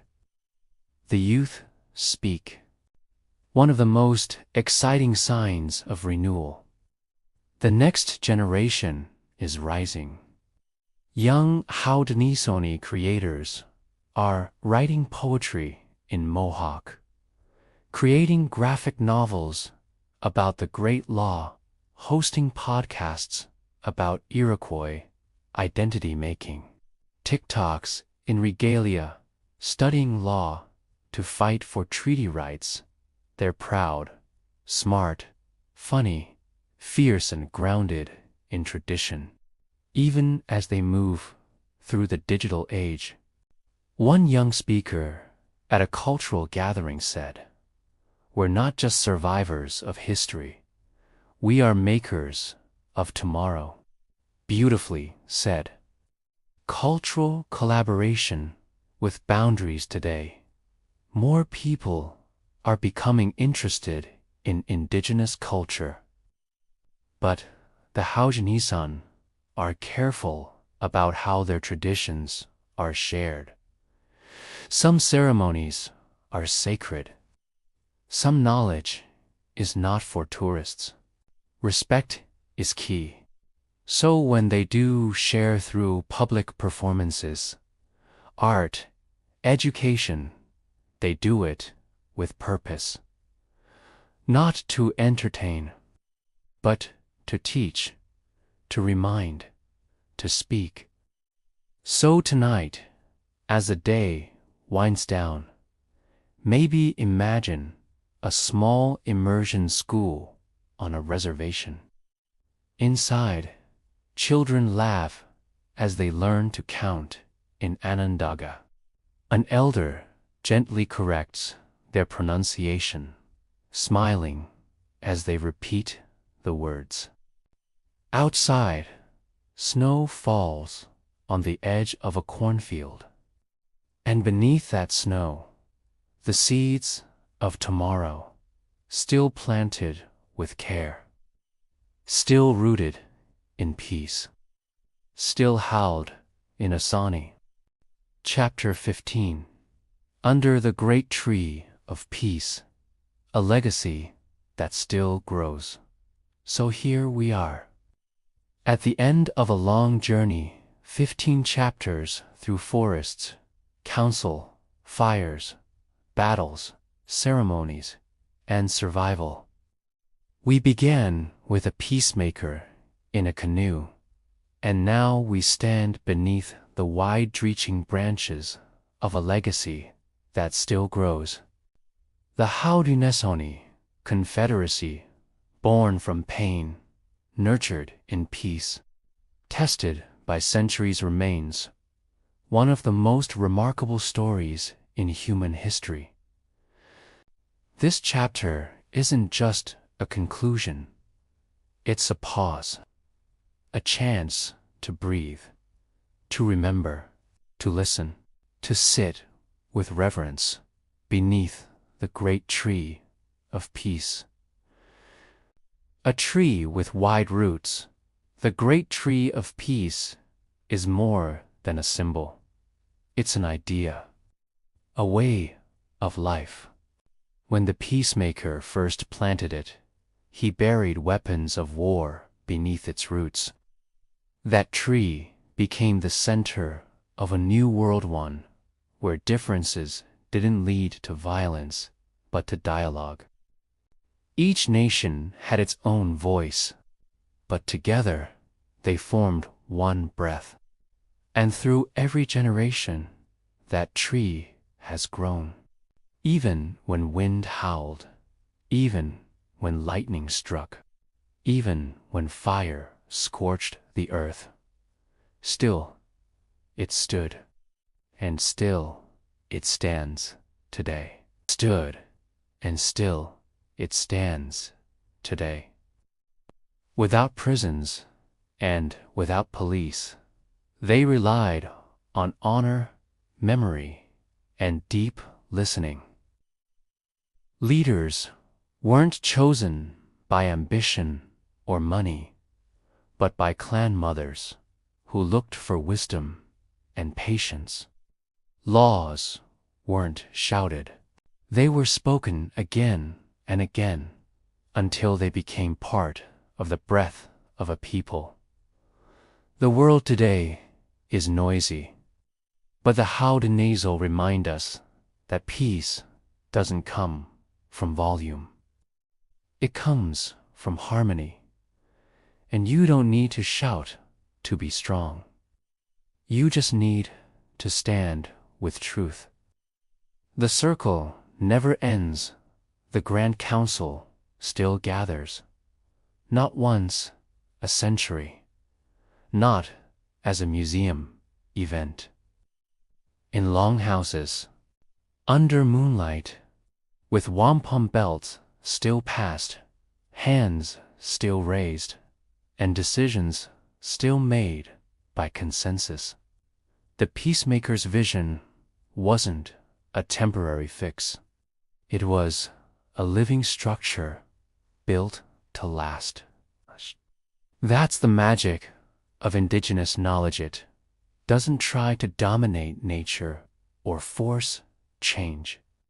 It flows with the world, adapting as needed, staying grounded in values that don't age. The circle of the Iroquois Confederacy never closed. It just kept turning. A global voice. Today, the Haudenosaunee aren't just speaking in longhouses. They speak at universities, United Nations, meetings, climate conferences, treaty hearings, cultural festivals, and people are listening. Why? Because the world is finally realizing something ancient. If you want to build peace, ask the people who've been doing it the longest. The Iroquois Confederacy is the oldest living participatory democracy on Earth, older than the US, older than the modern idea of nation-states. And they're still here, still sovereign, still whole. Peace in the blood. To be Iroquois today isn't just about history. It's about presence. It's knowing that your blood carries the memory of clan songs, the echo of council debates, the warmth of corn soup, the resilience of shell beads. It's carrying the tree of peace inside you, its roots in your thoughts, its branches in your dreams. Even for those who were separated from the culture through adoption, relocation, or forced assimilation, many are finding their way back, one gentle step at a time, back to the longhouse, back to the language, back to the circle. A lesson for all of us, and maybe that's the part that touches the heart most. Because you don't have to be Haudenosaunee to learn from them. Their story isn't about claiming superiority. It's about showing a path where people listen more than they speak. Decisions are made for the 7th generation, not just the next election. Elders are honored. Children are sacred. The earth is a relative, not a resource. In a world racing forward, the Haudenosaunee remind us, sometimes the most powerful thing you can do is slow down and sit in the circle. Beneath the night sky, so tonight, as we come to the close of this long, gentle story, picture this: a longhouse at the edge of the woods. Inside, the fire is low, glowing softly on the faces of old and young. A grandmother holds a belt made of purple and white beads.